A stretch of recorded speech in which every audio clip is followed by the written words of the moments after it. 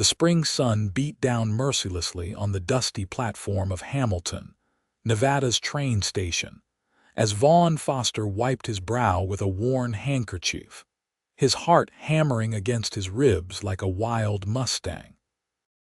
Today was the day his mail-order bride would arrive, the woman who'd responded to his advertisement in the Eastern newspaper with eloquent letters that had given him hope for the first time since his parents' passing left him alone on their sprawling cattle ranch. The year was 1875, and at 32, Vaughn had built a respectable life in the Nevada Territory. His cattle operation was growing. His two-story home stood proudly on a gentle rise overlooking the valley, and the loneliness that had plagued him for years had finally driven him to seek a partner through the only means available to a man who spent most days in the company of cattle and horses rather than eligible women. The distant whistle of the approaching train sent a jolt through him. He straightened his Sunday coat, the same one he wore to church and funerals, and ran a hand through his sun-bleached brown hair. The letters from Sarah Blackburn had described a 26-year-old widow from Boston with a gentle disposition and capable hands. Nothing in their months of correspondence had prepared him for what emerged from the third passenger car. She was slender, with honey-colored hair pinned beneath a modest blue bonnet that matched her travel-worn dress. But it wasn't Sarah herself that caused Vaughn's jaw to slacken. It was the two small children clutching her skirts. A girl of perhaps 6 years with the same honey-colored hair as her mother, and a boy no older than 4 with a serious expression that seemed too mature for his round face. Vaughn stood frozen as Sarah's eyes, the color of summer cornflowers, scanned the platform and finally settled on him. Recognition flickered in her gaze, no doubt from the description he'd provided in his letters. She approached cautiously, children in tow, a tentative smile on her lips. "Mr. Foster?" she asked, her voice carrying a refined Eastern accent that sounded entirely out of place amid the rough-hewn frontier town. "Mrs. Blackburn," he managed, unable to tear his eyes from the children. You didn't mention." Her smile faltered. "I know, and I apologize for the deception." "I was afraid you wouldn't." She swallowed hard. "These are my children, Emma and William." The little girl offered a perfect curtsy while the boy simply stared, suspicious and protective. Vaughn's mind raced. He'd imagined starting a family with his new bride eventually, but the reality of 2 ready-made children threw him completely off balance. "Mr. Foster," Sarah continued, her voice low and tinged with anxiety, "if this changes things, I understand. We can arrange for return passage on tomorrow's train." Something in the resigned way she said it, as though she'd faced rejection before, tugged at something deep in Vaughn's chest. He looked at their travel-weary faces, the hope and fear mingled in Sarah's eyes, and the protective stance of the little boy who couldn't be much more than a toddler yet stood like a man ready to defend his family. "No," Vaughn heard himself say. "No need for that. Truth is, Mrs. Blackburn." His face softened and a genuine smile formed. "I had hoped for a family." Relief washed over her features, her shoulders visibly dropping as tension fled her body. "Call me Sarah, please," she said, blinking rapidly against tears. "Then you must call me Vaughn." He hesitated before extending his hand, not to Sarah, but to young William. "Pleasure to meet you, son." The boy stared at the offered hand for a long moment before a nudge from his mother prompted him to shake it. His small hand disappeared in Vaughn's calloused palm. "You have a firm grip there," Vaughn said approvingly. "That'll serve you well out here." He turned to Emma and bowed slightly. "And Miss Emma, welcome to Hamilton." "Are there other children here?" Emma asked, her first words revealing a slight lisp where her front tooth was missing. "Indeed there are. The town's growing every year." Vaughn looked to their luggage, a single trunk and two modest valises. "Is this all your belongings?" Sarah nodded. "We traveled light." Vaughn lifted the heavy trunk with ease, tucking it under one arm while grabbing both valises with his free hand. "My wagon's just over yonder.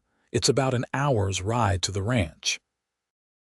As they walked toward the simple buckboard wagon, Vaughn noticed the curious and speculative glances from townspeople.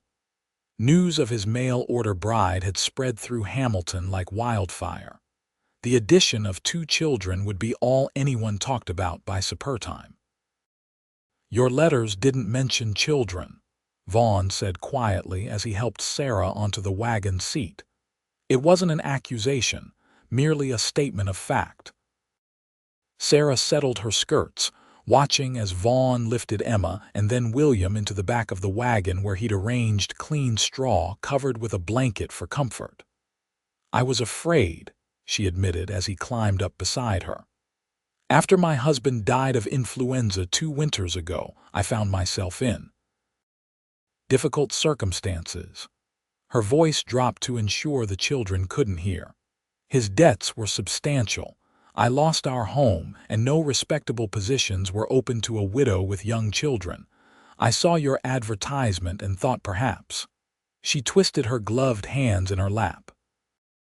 "I thought perhaps the West might offer a fresh beginning." Vaughn clicked his tongue to set the horses in motion. "It's a hard life out here," he warned. "Different from Boston in most every way." "We're stronger than we look," she replied with quiet dignity. "And we're not afraid of hard work." The wagon rolled down Hamilton's Main Street, past the Mercantile, the saloon, and the small white church. Several people called out greetings to Vaughn, their eyes widening at the sight of not just his bride but 2 children as well. "You're quite well known," Sarah observed. "Small town," Vaughn explained. "My family was among the first settlers here 20 years ago. My pa built our ranch from nothing." Pride touched his voice. "Started with 10 head of cattle and a dream. Now I run over 200 head on 3,000 acres." "That's impressive," Sarah said, genuine admiration in her tone. The town quickly gave way to open country, sagebrush dotting the landscape while the Sierra Nevada mountains formed a dramatic backdrop to the west. The spring wildflowers splashed color across the valley, and the clear Nevada sky stretched endlessly above them. "It's beautiful," Sarah breathed, taking in the landscape. "Different kind of beauty from what you're used to, I expect." "Yes, but beauty nonetheless." She glanced back at the children who were wide-eyed at the vast openness around them. "What sorts of animals will we see?" "Plenty of jackrabbits, mule deer, coyotes sometimes. Might see a pronghorn if you're lucky." Vaughn hesitated. "The children, will they be afraid of the cattle?" "I've got a working ranch and there's no keeping entirely away from the herd." "They've never seen cattle up close," Sarah admitted. "But children adapt quickly. They'll learn." They traveled in companionable silence for a while, the rocking of the wagon lulling William to sleep, while Emma pointed excitedly at a hawk circling overhead. "May I ask about their father?" Vaughn finally ventured. "In your letters, you mentioned being a widow but little else." Sarah's eyes clouded slightly. "Thomas was a bookkeeper for a shipping company, a good man though not particularly practical. He left us with memories and debts in equal measure. And no family to help. My parents passed years ago, Thomas's family." She hesitated. "They never approved of me. I was the daughter of a schoolteacher, not the society wife they'd envisioned." Vaughn nodded, understanding the weight of disapproval. His own decision to advertise for a bride had raised eyebrows among his neighbors, who thought he should court one of the local girls instead. "There it is," he said as they crested a small rise. "Foster Ranch." Below them spread the valley, green with spring growth, and in the center, near a creek lined with cottonwoods, stood a 2-story house with a wide porch. Several outbuildings, a barn, bunkhouse, smokehouse, and chicken coop clustered nearby. Cattle grazed in the distance, mere specks on the landscape. "Oh," Sarah breathed. "It's larger than I imagined. My pa built the main house, but I added the second story and the porch after he passed. Figured someday I'd need the space." He glanced at her. "Guess that day's come sooner than I expected." Emma had scrambled forward, hanging over the wagon seat. "Is that our house?" she asked, excitement making her voice pitch higher. "It is indeed, Miss Emma," Vaughn replied. "Your ma will have the final say, but I thought you and your brother might like the 2 rooms upstairs. They get the morning sun." "We've never had our own rooms before," Emma said, eyes wide. Sarah's cheeks flushed. "In Boston, our circumstances required modest accommodations." "Well, there's space aplenty here." Vaughn guided the horses down the slope toward home. "Nobody's used those rooms since I built them 3 years back." As they approached, a large black and white dog came bounding across the yard, barking enthusiastically. "That's Rex," Vaughn explained as William stirred from his nap at the commotion. "He's friendly as can be, but I can tie him up if the children are afraid." "Is he a good dog?" William asked, his first full sentence since their arrival. "The very best," Vaughn assured him. "Helps with the cattle and keeps the coyotes away from the chickens." "I like dogs," William declared, his small face showing animation for the first time. Vaughn reined in the horses near the front porch. A middle-aged woman emerged from the house, wiping her hands on her apron. "That's Mrs. Abernathy," Vaughn explained. "She comes in 3 days a week to help with cooking and such. Been with the ranch since my mother took ill years back." Sarah smoothed her travel-wrinkled dress self-consciously. "Don't worry," Vaughn said, noting her apprehension. "Mrs. Abernathy's been looking forward to your arrival. She's been complaining for years that this house needs a woman's touch." "Vaughn Foster," the older woman called out. "You didn't tell me we were expecting little ones too." Despite her scolding tone, her face was alight with pleasure. "It was a surprise to me as well, Mrs. Abernathy," Vaughn replied, helping Sarah down from the wagon before lifting each child to the ground. Emma immediately curtsied to Mrs. Abernathy while William hid partially behind his mother's skirts, eyeing Rex with cautious interest. "Well, bless my soul," Mrs. Abernathy said, clearly charmed. "Aren't you the most well-mannered little lady? And this young man must be brave indeed to come all the way from the East." "This is Mrs. Sarah Blackburn," Vaughn introduced, "and her children, Emma and William." "It's a pleasure to meet you, Mrs. Abernathy," Sarah said. "I hope we haven't caused too much inconvenience with our unexpected numbers." "Nonsense. This old house has been far too quiet for far too long. Now you must be exhausted from your journey. I've prepared a hot meal, and there's fresh water heated for washing up." Sarah's eyes glistened with gratitude at the kindness. "That sounds heavenly." Mrs. Abernathy led them inside while Vaughn unloaded their luggage. The main floor of the house consisted of a spacious kitchen with a large wooden table, a comfortable sitting room with a stone fireplace, and Vaughn's study. The furnishings were simple but solid, and touches of hominess handmade quilts. A vase of wildflowers spoke of Mrs. Abernathy's influence. "The bedrooms are upstairs," the older woman explained. "I've aired them all out and put fresh linens on the beds. There's a washroom off the kitchen with a proper bathtub. Vaughn had it brought all the way from San Francisco last year." "A real bathtub," Emma gasped with delight. "Indeed, young lady, and I've already filled it for your mother." Sarah looked overwhelmed by the unexpected luxury. In her letters, she'd prepared herself for frontier hardship, not modern comforts. "Thank you," she said faintly. "You're very kind." "It's my pleasure, dear." "Now, while your mother freshens up, Perhaps you children would like to see the chickens. They should be laying, and we can collect eggs for tomorrow's breakfast." The children looked to their mother for permission, William's earlier reticence fading at the prospect of adventure. "Go ahead," Sarah encouraged. "But mind Mrs. Abernathy and don't wander." As the older woman led the children outside, Sarah found herself alone in the kitchen, the reality of her situation finally sinking in. She'd traveled across a continent with her children to marry a stranger, risking everything on the hope that his letters thoughtful, honest, sometimes awkwardly earnest reflected his true character. "They'll be safe with Mrs. Abernathy," Vaughn said, entering with their trunk. "She raised 5 children of her own. This is all so different from what I expected," Sarah admitted. "Your letters described a simple ranch life." "Is it a disappointment?" he asked, genuine concern in his voice. "No, not at all, it's just—" She gestured helplessly. "In Boston, after Thomas died, we lived in 2 small rooms above a millinery shop. The children shared a bed and I slept on a pallet. I worked as a seamstress, but the pay was never enough." She looked around the spacious kitchen.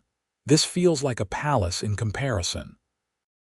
Vaughn set the trunk down, his expression softening. "My parents came here with nothing but dreams. Everything you see, they built through years of hard work. When they passed Pa 5 years ago and Ma the year after, I promised myself I'd honor their legacy." He hesitated. "I know we're strangers yet, but I want you to know I take my responsibilities seriously. You and the children will want for nothing as long as I'm able to provide." The sincerity in his voice touched something deep inside Sarah. "I've been alone so long," she whispered, "carrying everything myself. I hardly know what to do with kindness anymore." Vaughn took a step toward her, then stopped, respecting the invisible boundary between them. They were technically betrothed, yet completely unknown to each other. "We'll take it a day at a time," he said. "There's no rush to figure everything out at once." Sarah nodded gratefully. "The children, I hope they won't be too much of an adjustment for you." "I've always wanted a family," Vaughn admitted. "Just figured I'd start with a wife first, then children would follow." But life rarely follows the paths we lay out for it. Before Sarah could respond, the back door burst open, and Emma rushed in, her face flushed with excitement. "Mama, we collected 7 eggs and Rex let me pet him, and Mrs. Abernathy says there's a new calf in the barn." William followed more sedately, carefully carrying a single egg in his small hands as though it were made of fine crystal. "Is that so?" Sarah smiled, her heart warming at their excitement. "I thought perhaps after you've rested and had some dinner, we might all walk down to see the calf," Vaughn suggested. "It's only a day old." "Can we, Mama?" Emma pleaded while William's eyes grew large with anticipation. "I think that would be lovely," Sarah agreed. "But first, I believe Mrs. Abernathy mentioned a bath." "Of course," Vaughn said quickly. "I'll show you upstairs and you can get settled. Take all the time you need." As he led her up the stairs, trunk in hand, Sarah found herself studying the strong line of his shoulders, the confident way he moved. He was handsome in a rugged, sun-weathered way, not classically beautiful like Thomas had been, but solid and reassuring. The upstairs consisted of 4 bedrooms and a small sitting area with a window overlooking the valley. The master bedroom was spacious, with a large 4-poster bed and a chest of drawers. "This was my parents' room," Vaughn explained, setting the trunk down. "I've been using the room across the hall, but I thought you might prefer this one. It catches the morning light." "It's beautiful," Sarah said, running her hand over the quilt. "Did your mother make this?" "She did. Made one for each room." He cleared his throat. I can continue to use the other room until we decide otherwise." Sarah felt a blush rise to her cheeks. They were to be married, yet they were strangers. The awkwardness of their situation struck her anew.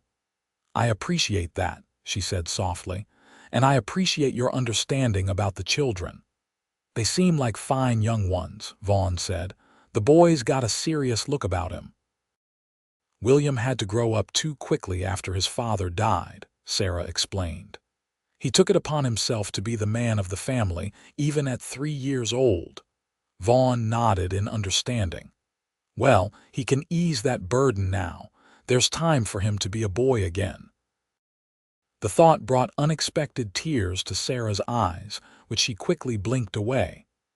"I'll leave you to freshen up," Vaughn said, tactfully pretending not to notice her emotion. "Mrs. Abernathy's stew will be ready soon, and it's worth hurrying for." Left alone, Sarah sank onto the bed, the exhaustion of the long journey and the emotional strain of the day catching up with her. She'd risked everything coming here, her small savings spent on train tickets, her future and her children's futures entrusted to a man she knew only through letters. Yet something about Vaughn Foster's steady gaze and honest words gave her hope. He hadn't turned them away when he saw the children. Instead, he'd said exactly what her heart needed to hear. "I had hoped for a family." Perhaps, she thought as she unpacked their meager belongings, they might find happiness here after all. The late afternoon sun cast long shadows across the barnyard as Vaughn led Sarah and the children toward the cattle barn. Emma skipped ahead, her earlier fatigue forgotten in the excitement of exploration, while William stayed close to his mother, watching everything with solemn curiosity. "Most of the herd is out on the north pastures," Vaughn explained, "but we keep the new mothers close to the barn for the first week or so." The barn was cool and smelled of hay and animals, unfamiliar, but not unpleasant to the city-raised children. A gentle lowing guided them to a stall where a reddish-brown cow stood protectively over a wobbly-legged calf with a white star on its forehead. "Oh," Emma breathed, pressing against the stall door. "It's so small." "Born yesterday morning," Vaughn said, pride evident in his voice. "It's a heifer, a girl. She'll join the breeding stock when she's grown." "What's her name?" William asked, standing on tiptoes to see better. Vaughn looked surprised by the question. "Well, we don't typically name the cattle. There are too many." "But she's special," Emma insisted. "She's the first one we've met." Vaughn exchanged amused glances with Sarah. "I suppose that's true. What would you name her if you could?" Emma thought seriously for a moment. "Star, because of the white spot." "Star it is," Vaughn agreed, earning a beaming smile from the girl. William tugged at Vaughn's sleeve. "Will she grow as big as her mama?" "Even bigger, likely. She's got good bloodlines." The boy nodded, processing this information with the seriousness he applied to everything. "Can I feed her someday?" "Once she's a bit older, you certainly can," Vaughn promised. "For now, she's getting all she needs from her mama." Sarah watched the interaction with a warm feeling spreading through her chest. Vaughn spoke to the children not with condescension but with respect, answering their questions honestly and including them in the workings of the ranch. "What other animals do you have?" Emma asked, reluctantly tearing herself away from the calf as they continued their tour. "Besides the cattle, we've got 6 horses, the chickens you've already met, 2 milk cows and a pair of pigs," Vaughn listed. "And Rex, of course, who thinks he runs the place." As if summoned, the dog appeared from around the corner of the barn, trotting happily to greet them. William, who had maintained his cautious demeanor, finally broke into a smile as the dog nuzzled his hand. "He likes you," Vaughn observed. "I like him too," William admitted quietly. They completed their tour as the sun began to set, painting the Nevada sky in spectacular shades of orange and purple. The vastness of it took Sarah's breath away, so different from Boston's crowded streets and narrow views.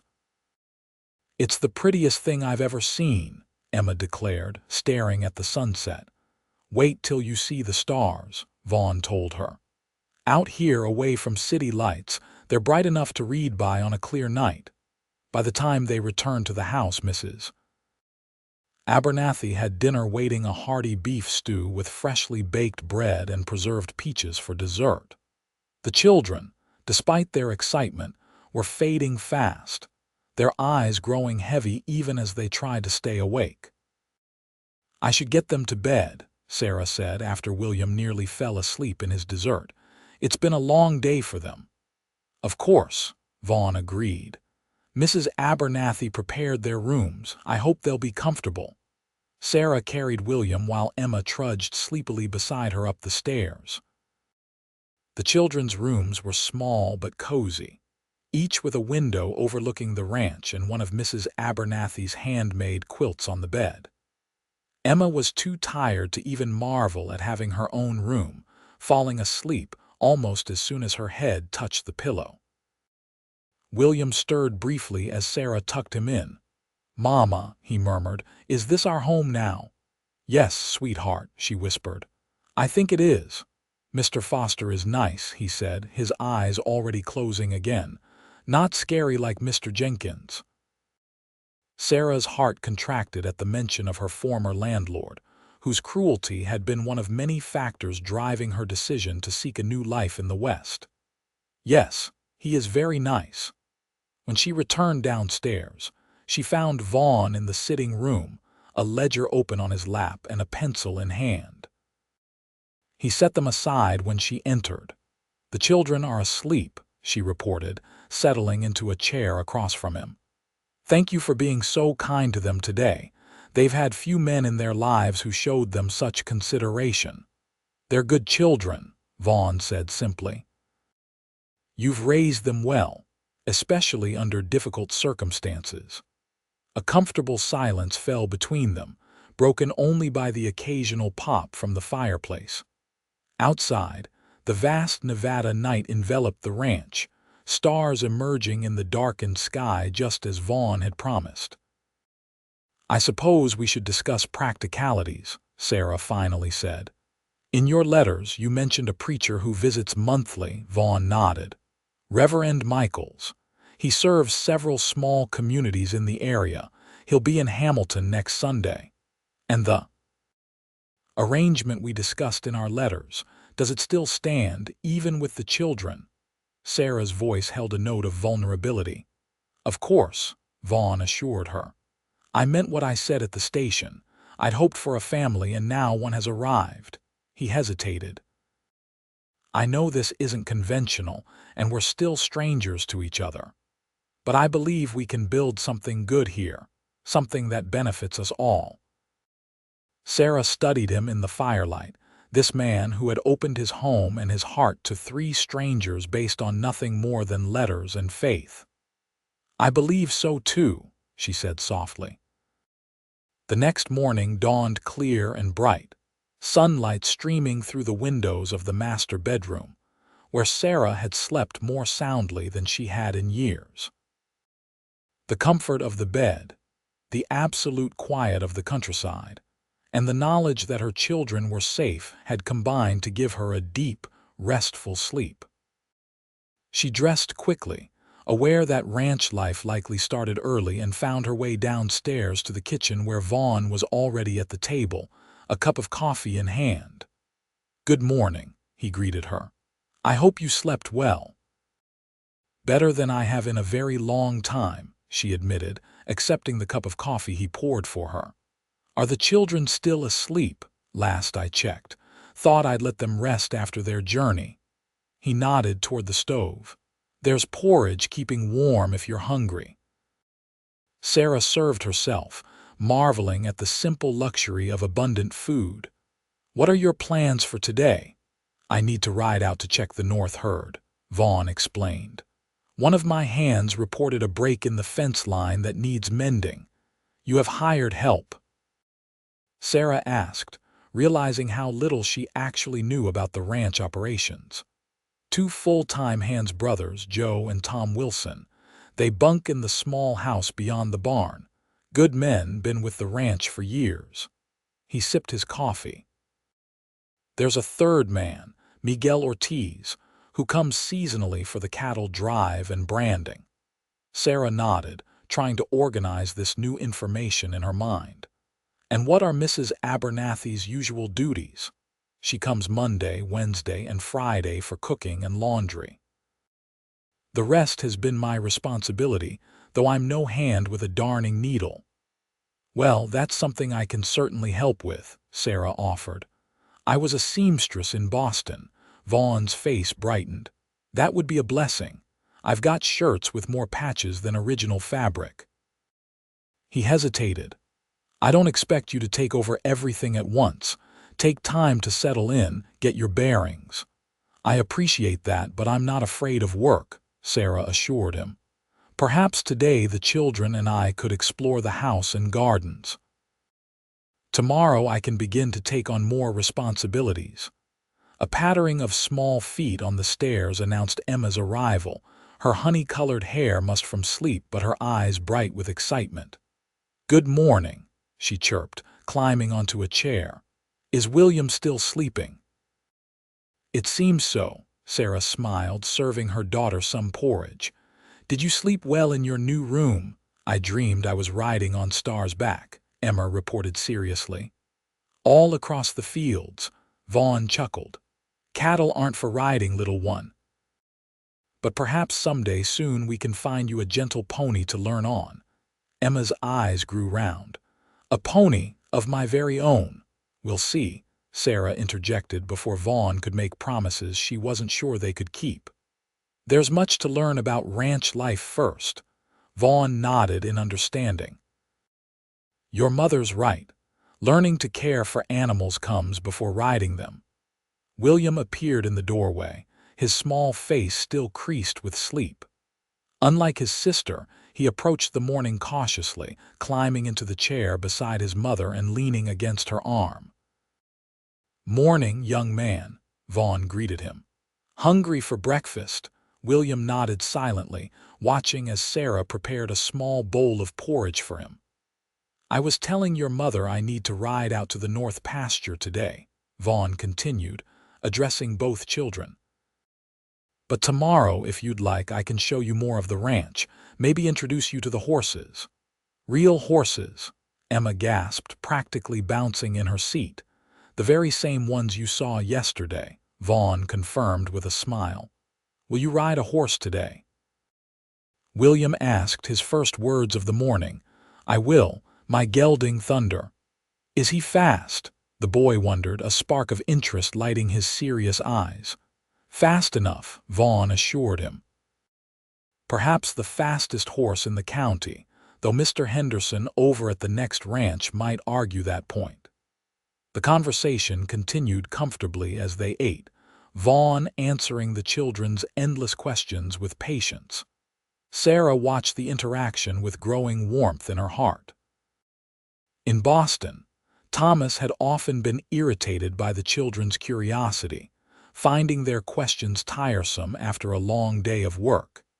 After breakfast, Vaughn excused himself to prepare for his ride, leaving Sarah and the children to explore their new home. The house, though modestly furnished, revealed thoughtful touches that spoke of care: bookshelves filled with well-worn volumes, a piano in the corner of the sitting room, hand-carved wooden toys on a shelf that must have been Vaughn's as a child. Outside, Sarah discovered a small kitchen garden enclosed by a picket fence, currently showing the first spring shoots of vegetables and herbs. "Is this our garden?" Emma asked, peering at the tiny plants. "I believe so," Sarah replied. "Mrs. Abernathy must tend it when she's here, but perhaps we can help as well." "Can we grow flowers?" Emma asked hopefully. "Like the ones we saw from the train?" "I don't see why not," Sarah smiled, making a mental note to ask Vaughn about flower seeds. William had wandered to the edge of the fence where Rex lay in a patch of sunshine. The dog thumped his tail in greeting but remained where he was, somehow sensing the boy's lingering caution. "He's a good dog," came Vaughn's voice from behind them. He had emerged from the barn leading a magnificent chestnut horse with a white blaze down its face. Rex knows to be gentle with little ones. William glanced between the dog and Vaughn. My friend Tommy had a dog in Boston, but it bit him. That's because Tommy's dog wasn't trained properly, Vaughn explained, leading Thunder closer. A dog needs to learn its place in the family just like people do. Are we a family now? Emma asked innocently. The question hung in the air, its simplicity belying its complexity. Sarah felt her cheeks warm as Vaughn's eyes met hers over the children's heads. We're working on becoming one, Vaughn answered carefully. Families aren't made just by living in the same house. They're built day by day, through caring for each other and working together. Sarah felt a rush of gratitude for his thoughtful response. He could have given a simple yes or no, but instead had offered a truth the children could understand while respecting the newness of their situation. I should be back by mid-afternoon, he told Sarah, mounting Thunder with practiced ease. If you need anything, Joe or Tom should be around the property. We'll be fine, Sarah assured him. Be safe. Vaughn tipped his hat to her, a gesture that felt both old-fashioned and utterly charming, before turning Thunder toward the north pasture. Sarah watched him ride away, struck by the picture he made against the vast Nevada landscape, strong, capable, and somehow already a fixed point in her rapidly changing world. The morning passed quickly, as Sarah and the children continued their exploration of the ranch.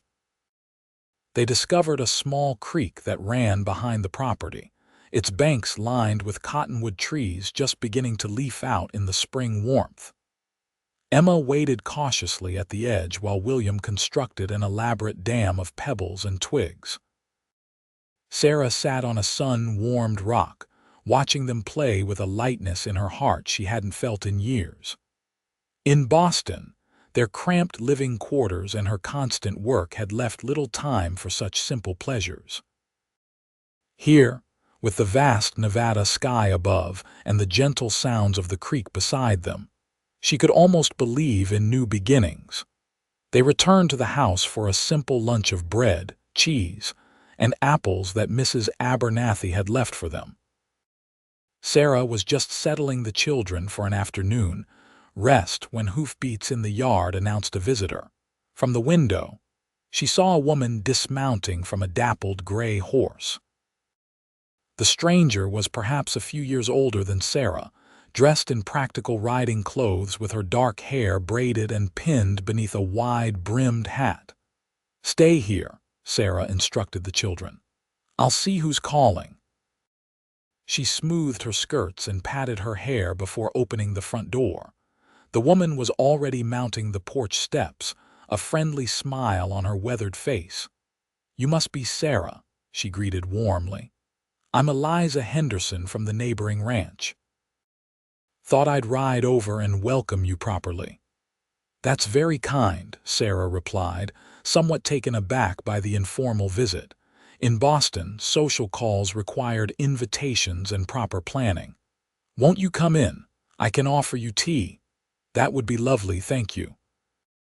Eliza followed Sarah into the kitchen, her keen eyes taking in the details of the house.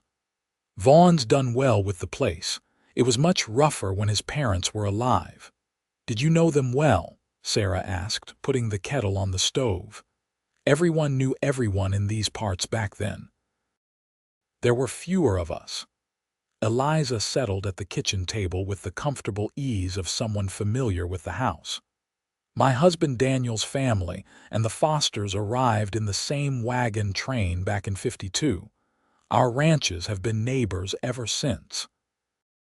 The kettle began to whistle, and Sarah busied herself preparing tea, grateful for the simple task to occupy her hands as she navigated this unexpected social call. "I hope you don't mind my dropping in unannounced," Eliza continued. "Out here, we don't stand on ceremony much. When I heard Vaughn's bride had arrived with children, no less I couldn't wait to meet you." "News travels fast," Sarah observed, setting cups on the table. "Fastest thing in the territory," Eliza laughed. Ahead of even the Pony Express, God rest its soul. A small sound from the doorway drew their attention to Emma, who stood watching them curiously. "And who might this be?" Eliza asked kindly. "This is my daughter, Emma," Sarah introduced. "Emma, this is Mrs. Henderson, our neighbor." Emma performed her perfect curtsy, earning an appreciative smile from Eliza. "Well, aren't you a proper young lady? How old are you, Emma?" "6 1/4, Emma replied seriously. "A very important quarter," Eliza agreed. "I have a granddaughter about your age. Her name is Lucy. Perhaps you'll meet her soon." Emma's eyes lit up at the prospect of a potential friend.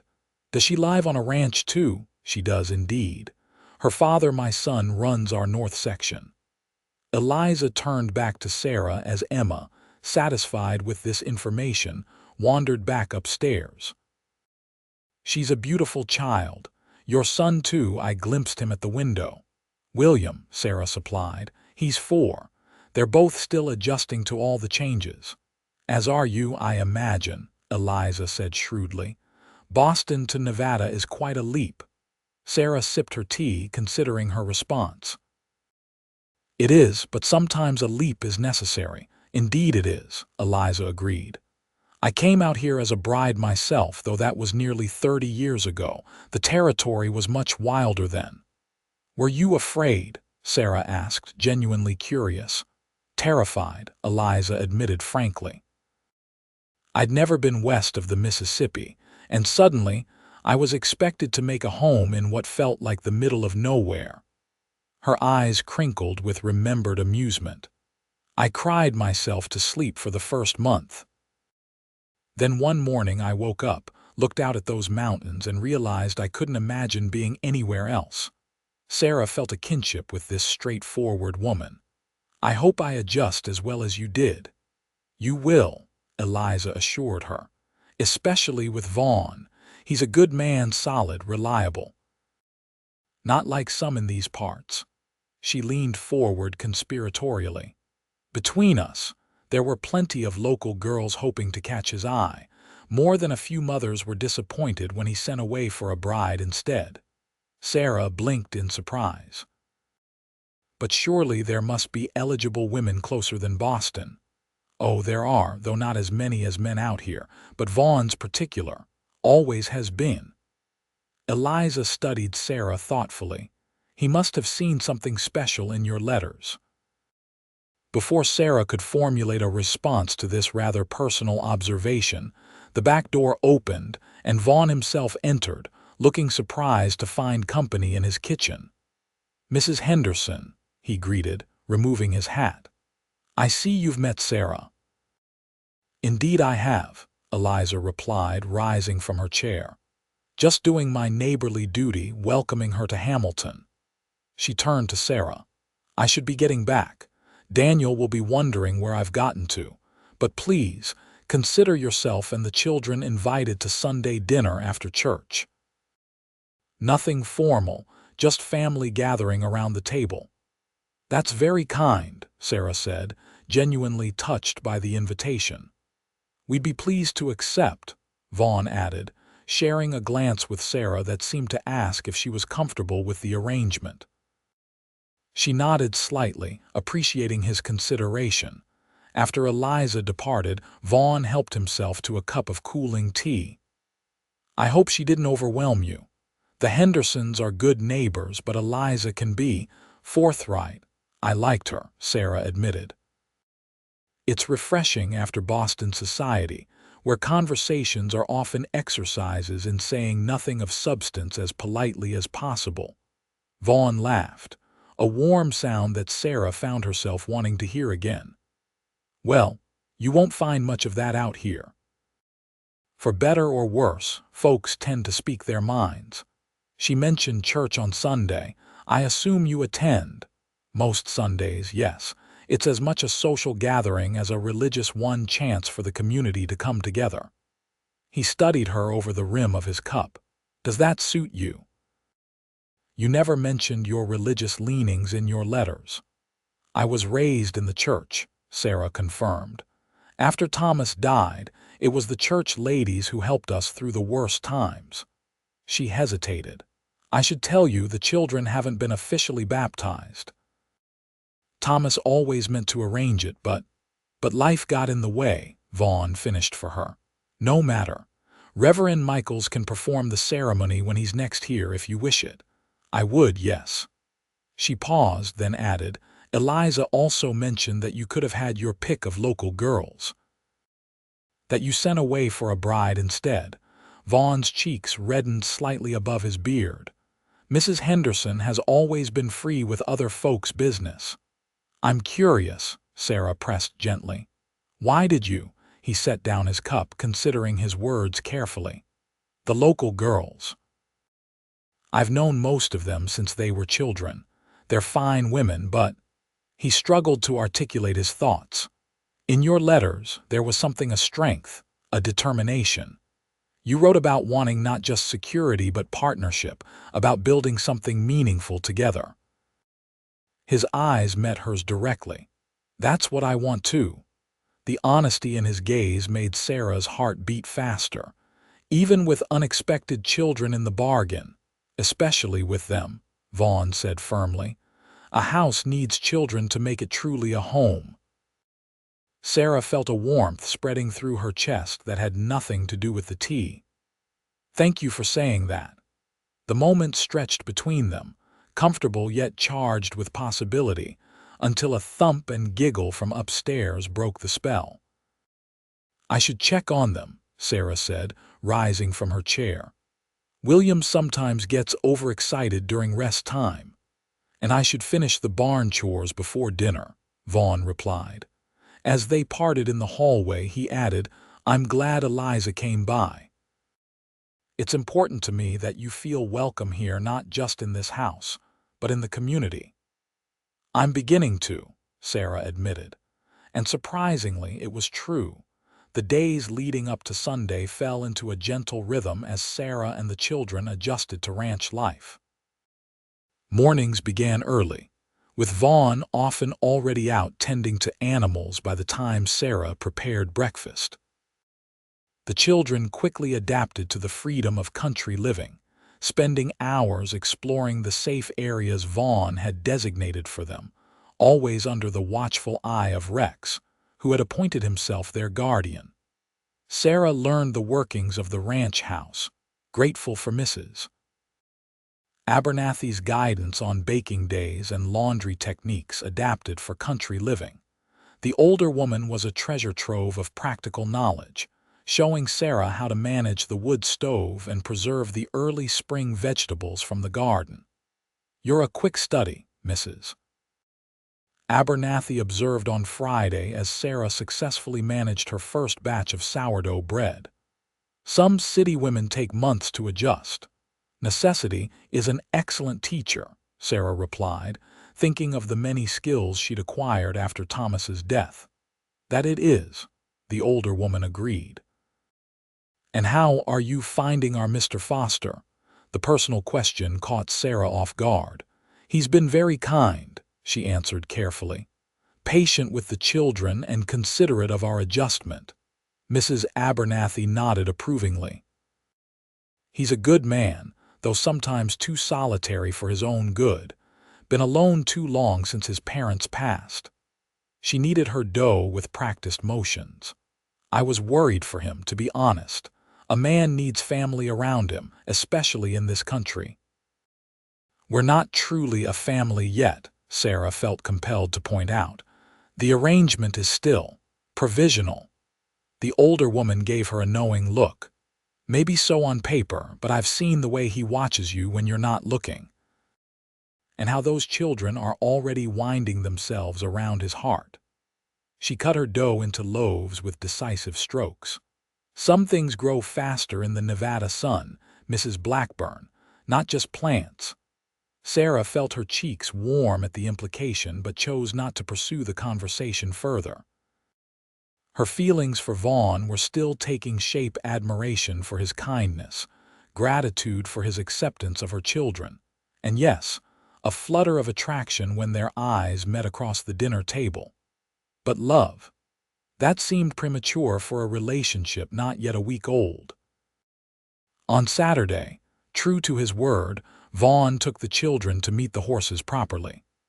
Sarah watched from the corral fence as he lifted each child onto the back of Daisy, the oldest and gentlest mare in the stable. "Sit up straight now, Emma," he instructed, leading the horse in a slow circle. "That's it. You're a natural." Emma beamed with pride, her small hands clutching the saddle horn while William watched with uncharacteristic impatience, eager for his turn.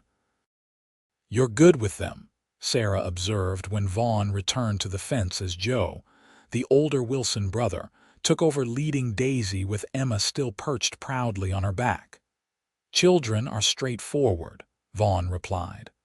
"Unlike adults, they tell you exactly what they're thinking." "Usually at the most inconvenient moments," Sarah agreed with a laugh. Their eyes met in shared amusement, and something shifted between them, a subtle warming like spring thawing winter's frost. "Sarah," Vaughn began, his voice lower, "I've been meaning to ask, my turn now." William interrupted, tugging at Vaughn's sleeve. "You promised." "So I did, young man," Vaughn agreed, the moment broken. "Let's get you up on Daisy while your sister takes a rest." Sarah watched as Vaughn lifted her son onto the mare with the same care he'd shown Emma. William's serious face broke into a rare, unguarded smile as the horse began to move, and Sarah felt her heart constrict with emotion.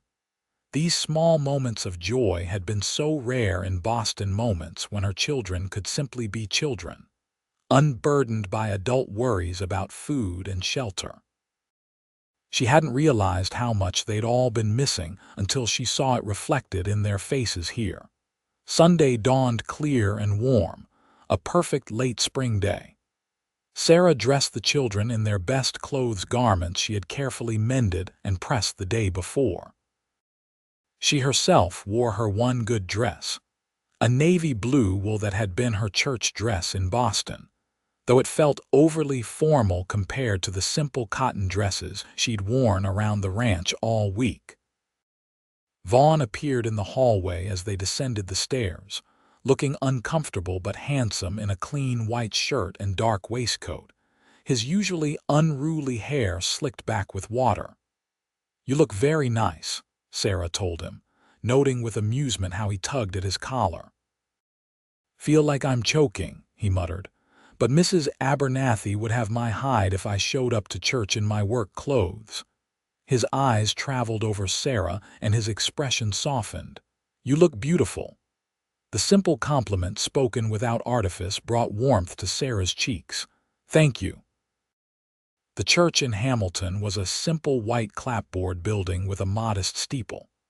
As Vaughn helped Sarah down from the wagon, she was acutely aware of the curious glances from the gathered congregants. News of their arrival had clearly spread throughout the community. "Vaughn, about time you brought your family to meet everyone," called a robust man who approached with a woman Sarah assumed was his wife. "And these must be the little ones we've heard about. Sarah, this is Mayor George Taylor and his wife Martha," Vaughn introduced. "George, Martha, this is Sarah Blackburn and her children, Emma and William." "A pleasure to meet you, my dear," Martha Taylor said warmly. "We've all been so curious about the woman who captured our most eligible bachelor." Sarah murmured appropriate pleasantries, struck by how many people seemed to have opinions about Vaughn's marital status. He described himself in his letters as a simple rancher, but it was becoming apparent that he was a man of some standing in the community. As they entered the church, more introductions followed: the blacksmith and his large family, the mercantile owner, several neighboring ranchers. Emma charmed everyone with her perfect manners, while William maintained his watchful silence, pressed against Sarah's skirts. The service itself was simpler than what Sarah was accustomed to in Boston, the hymns sung with enthusiasm if not precision, the sermon practical rather than theological. Reverend Michaels, A middle-aged man with kind eyes and a resonant voice spoke about community and supporting one another through hardships, a message that seemed particularly relevant to frontier living. After the service, the Reverend made a point of seeking them out. "Mr. Foster," he greeted warmly, shaking Vaughn's hand, "and this must be Mrs. Blackburn. I'm delighted to meet you and the children." "Likewise, Reverend," Sarah replied. "I understand you only visit monthly, unfortunately, yes. The Lord's work stretches me thin across the territory." His eyes twinkled. "I understand congratulations may soon be in order." Sarah felt herself blush as Vaughn cleared his throat. "Yes, well, we were hoping to speak with you about that, about performing the ceremony when you're next in Hamilton." "It would be my honor," the Reverend assured them. "And perhaps a baptism for the little ones as well." "If it's not too much trouble," Sarah said. "No trouble at all. The Lord rejoices when families come together." He turned his attention to the children, speaking to them not with the condescension adults often showed children, but with genuine interest in their thoughts about their new home. As they prepared to leave for the Henderson Ranch, Sarah found herself bombarded with invitations for sewing circles, community suppers, and other social events. The open friendliness of the Hamilton residents was overwhelming after the reserved nature of Boston society. "Breathe," Vaughn murmured in her ear as he helped her back into the wagon. "They're just curious. The excitement will die down soon enough." "Everyone's been very welcoming," Sarah said as they drove toward the Henderson Ranch. "I wasn't expecting so much interest," Vaughn chuckled. "Not much entertainment out here. A new family is better than a traveling show." "Is that what we are?" Sarah asked quietly. "A family," Vaughn's hands tightened on the reins. "I'd like us to be," he admitted. "But I know it takes time to build something real." The Henderson Ranch was larger than Foster Ranch, with a sprawling main house and several outbuildings. As they approached, Sarah saw children of various ages playing in the yard while adults gathered on a wide porch. "The Henderson clan is extensive," Vaughn explained. "Daniel and Eliza have 4 children, all grown with families of their own. Sunday dinner usually includes whoever is in the vicinity." Indeed, the house was full of life, voices calling greetings, children darting between adults, delicious smells emanating from the kitchen. Eliza greeted them at the door, immediately taking Sarah under her wing and introducing her to daughters-in-law, and grandchildren. Emma was quickly absorbed into a group of children close to her age, including Eliza's granddaughter Lucy, while William stayed closer to the adults, watching the proceedings with his usual caution. "Your boy's a thinker," observed Daniel Henderson, a tall man with silver-streaked hair and the same direct manner as his wife. "Reminds me of my youngest at that age, always watching, figuring things out. He's had to grow up quickly," Sarah explained. "Life has a way of doing that to some," the older man agreed. "But he's got time to be a boy now." The dinner itself was a boisterous affair, with 3 generations gathered around an enormous table laden with roast beef, vegetables from the Henderson garden, and more pies than Sarah had ever seen in one place. The conversation flowed easily, touching on ranch business, community news, and gentle teasing among family members. Sarah noticed how naturally Vaughn fit into this extended family circle, exchanging good-natured barbs with Eliza's sons, discussing cattle prices with Daniel, entertaining the smallest children with coin tricks. It was a side of him she hadn't yet seen, more relaxed, more animated. "He's different with them," Eliza observed, following Sarah's gaze to where Vaughn was demonstrating something to William, both their heads bent in concentration. "He seems very at home here," Sarah agreed. "The Hendersons and Fosters have been like family for decades," Eliza explained. After Vaughn's parents passed, we tried to include him when we could, but he's independent to a fault. She patted Sarah's hand. He needs his own family. I'm glad he found you. The warmth and sincerity in the older woman's voice brought unexpected tears to Sarah's eyes, which she quickly blinked away. Thank you for including us today. It means more than you know. As the afternoon waned, Sarah found herself on the porch with several of the Henderson women, discussing everything from chicken remedies to preserving techniques.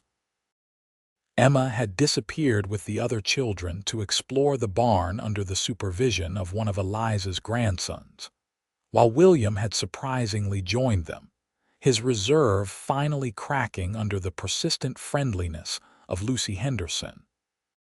"Your daughter has beautiful manners," remarked Catherine, Eliza's eldest daughter-in-law. "You've raised her well." "Thank you," Sarah replied. "Her father was very particular about proper behavior." "And how did you come to be a widow, if you don't mind my asking?" inquired Rebecca, another daughter-in-law. "Rebecca," Eliza scolded. "That's hardly polite conversation." "It's all right," Sarah assured them, having expected such questions eventually. "My husband died of influenza 2 winters ago. It swept through Boston terribly that year." Murmurs of sympathy followed this disclosure, the women sharing knowing glances. Death was no stranger on the frontier, particularly the death of husbands and fathers. "And you decided to come west?" Catherine prompted gently. Sarah nodded, choosing her words carefully. "After Thomas died, our circumstances became difficult. When I saw Vaughn's advertisement, it seemed like Providence a chance to start fresh in a place where the children could grow up with space and opportunity." "It was brave," Eliza declared. "Not every woman would have the courage to travel across a continent to marry a stranger. Not every woman finds herself with so few options," Sarah replied with more honesty than she'd intended. A moment of understanding silence followed her words. These women, or their mothers and grandmothers, had come west out of necessity as much as choice. They understood hardship and sacrifice. "Well, you couldn't have found a better man than Vaughn Foster," Catherine finally said. "My Henry says he's the most honest rancher in the territory, and that's high praise from my husband." The conversation shifted to more general topics after that, but Sarah felt a subtle change in the women's attitudes toward her, a warming, an acceptance. She had passed some unspoken test by acknowledging her vulnerability. As they prepared to leave later that afternoon, Emma chattered excitedly about her new friends while William dozed against Sarah's side, worn out from more social interaction than he was accustomed to. "Did you enjoy yourself?" Vaughn asked Sarah as they drove toward home, the setting sun casting long shadows across the valley. "I did," Sarah replied truthfully. "The Hendersons are wonderful people." "They liked you," Vaughn told her. "Eliza doesn't invite just anyone to Sunday dinner." "I got that impression," Sarah smiled. "She's very protective of you," Vaughn chuckled. "She's been trying to marry me off for years. I think she's relieved to finally succeed." "Am I a success then?" Sarah asked lightly, though the question held deeper meaning. Vaughn glanced at her, his eyes warm in the golden light. "More than I dared hope for," he said quietly. The simple honesty of his response stole Sarah's breath. In that moment, with her sleeping son against her side and her daughter's happy voice filling the air, surrounded by the beauty of the Nevada evening, Sarah allowed herself to believe that perhaps this leap of faith had indeed landed her exactly where she was meant to be. The ranch house emerged from the dusk, lamplight glowing warmly in the windows, and Sarah felt a surprising sense of homecoming. 1 week earlier, she had stepped off a train into complete uncertainty. Now, she was returning to a place that already held the promise of belonging.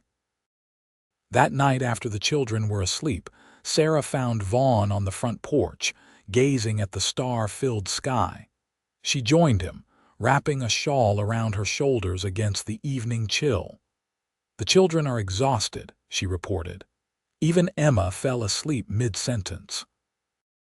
"It was a big day for them," Vaughn agreed. "For all of us." They stood in comfortable silence for a moment, the vastness of the night sky seeming to invite contemplation. "I spoke with Reverend Michaels about the ceremony," Vaughn finally said. "He'll be back in Hamilton on the first Sunday of next month. If that suits you, he can perform the wedding and the children's baptisms that day." "That would be perfect," Sarah agreed, a flutter of nervousness in her stomach at the thought of the approaching wedding. "I should perhaps find fabric for a proper dress." Martha Taylor mentioned the mercantile just got in a shipment of fabric from San Francisco, Vaughn offered. "We could ride into town on Saturday, make a day of it." "I'd like that," Sarah said.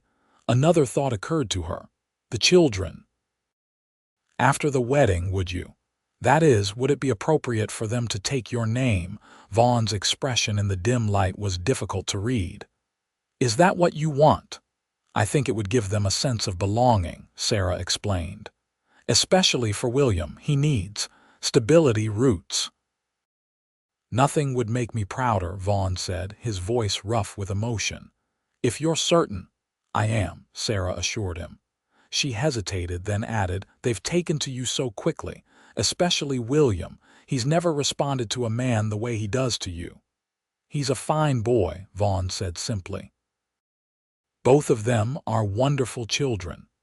Sarah felt a warmth spread through her that had nothing to do with the shawl around her shoulders. "Thank you for accepting us, Vaughn, for giving us this chance." He turned to face her fully, his expression serious in the starlight. "Sarah, I should be thanking you. This house. It was never really a home until you and the children arrived." He took a deep breath. "I know our arrangement began as a practical one, but I want you to know that my feelings have grown beyond the practical. I care for you and for Emma and William." Sarah's heart quickened at his words. "I feel the same," she admitted softly. "When I answered your advertisement, I hoped for security, for a safe place for my children. I didn't expect to find someone I could care for so quickly." Vaughn reached out slowly as though giving her time to withdraw and took her hand in his. The touch was simple, almost chaste, yet it sent warmth spiraling through Sarah's veins. "May I court you properly then?" he asked, his voice low. "Even though we're already promised to each other?" The question made Sarah smile, touched by his old-fashioned propriety. "I'd like that very much." He raised her hand to his lips, pressing a gentle kiss to her knuckles. "Good night, Sarah. Sleep well." "Good night, Vaughn." As she made her way upstairs to her room, Sarah felt lighter than she had in years. The future stretching before her, once so uncertain, now glimmered with promise. The weeks leading up to the wedding passed in a flurry of activity. Sarah threw herself into making the ranch house truly their home, rearranging furniture with Mrs. Abernathy's help, hanging curtains she sewed herself, and adding small touches that reflected their growing family. The children blossomed under the freedom of ranch life. Emma made friends with neighboring children and began accompanying Vaughn to check the chickens each morning, proudly collecting eggs in a basket he had carved specially for her. William, though still serious beyond his years, grew more animated daily, especially when Vaughn invited him to help with age-appropriate ranch chores. True to his word, Vaughn courted Sarah with old-fashioned attention. Wildflower bouquets appeared on the kitchen table. He carved a delicate wooden box for her sewing supplies. One memorable evening, after the children were asleep, he brought out his mother's old violin and played folk tunes on the porch as the stars emerged above them. Their trip to Hamilton for wedding preparations became a family affair. Vaughn drove the wagon into town early on a Saturday morning, the children bouncing with excitement at the prospect of an adventure. The small frontier town was bustling with activity, ranchers in for supplies, women shopping, children playing in the dusty street. At the mercantile, Sarah indeed found beautiful blue fabric that reminded her of the Nevada sky. Martha Taylor, whose husband owned the store, offered enthusiastic advice on patterns and trimmings, while Emma and William received candy sticks from Vaughn, a rare treat that left them wide-eyed with delight. As they walked along the boardwalk afterward, a man emerged from the saloon, his unsteady gait suggesting he had started drinking early in the day. "Well, if it ain't Vaughn Foster," the man called out. "Heard you got yourself a ready-made family from back east." Vaughn stiffened, placing himself slightly between the man and Sarah. "Afternoon, Jenkins. You're a long way from your usual haunts." "Just passing through," Jenkins slurred, his bloodshot eyes fixing on Sarah with an unpleasant intensity. "Wanted to see if the rumors were true." "Pretty little thing, ain't she?" "You're drunk, Jenkins," Vaughn said flatly. "Go sleep it off before you say something you'll regret." The man sneered but seemed to think better of whatever he had been about to say when he noticed the hard set of Vaughn's jaw. "Just being neighborly," he muttered, stumbling back toward the saloon. "Who was that?" Sarah asked quietly as they continued walking, the children now subdued by the tense encounter. "Curtis Jenkins. Runs a failing ranch south of here. Spends more time drinking than working." Vaughn's expression was grim. "I apologize for his rudeness." "You have nothing to apologize for," Sarah assured him. "Still, I don't like him looking at you that way." Vaughn's protective instinct was evident in his voice. The incident cast a momentary shadow over their outing, but by the time they stopped for lunch at the small hotel restaurant, a special treat Vaughn had planned, spirits had lifted again. The children marveled at the novelty of eating food someone else had prepared, and Sarah enjoyed the luxury of a meal she hadn't cooked herself. As they drove home later, Emma fell asleep with her head on William's shoulder, the boy himself fighting to keep his eyes open as the wagon rocked gently along the road. "Today was wonderful," Sarah told Vaughn. "Thank you for arranging it." "I've been thinking," he said after a moment. "After we're married, perhaps we might take a short trip, just the four of us. There's a lake in the mountains about a day's journey from here. My father used to take me fishing there when I was a boy." "The children would love that," Sarah said, touched by his thoughtfulness. "A family adventure." "Our first of many, I hope," Vaughn replied, his eyes on the road but a smile playing at the corners of his mouth. Sarah studied his profile in the late afternoon light, the strong line of his jaw, the gentleness around his eyes that belied his rugged appearance. In the weeks since their arrival, she had come to appreciate not just his kindness but his integrity, his patience, his quiet strength. The gratitude she had initially felt toward him had deepened into genuine affection, and perhaps something more. The day before the wedding, Sarah found herself alone in the house for the first time in weeks. Vaughn had taken the children to the Hendersons, explaining that Daniel had a new litter of puppies he wanted to show them. The real reason, Sarah suspected, was to give her time to prepare for the next day without small helpers underfoot. She had just finished pressing her new blue dress when a knock at the door interrupted her thoughts. Opening it, she was surprised to find Eliza Henderson on the porch. "Hope I'm not intruding," the older woman said. "Vaughn and the little ones are at our place, and I thought perhaps you might like some company."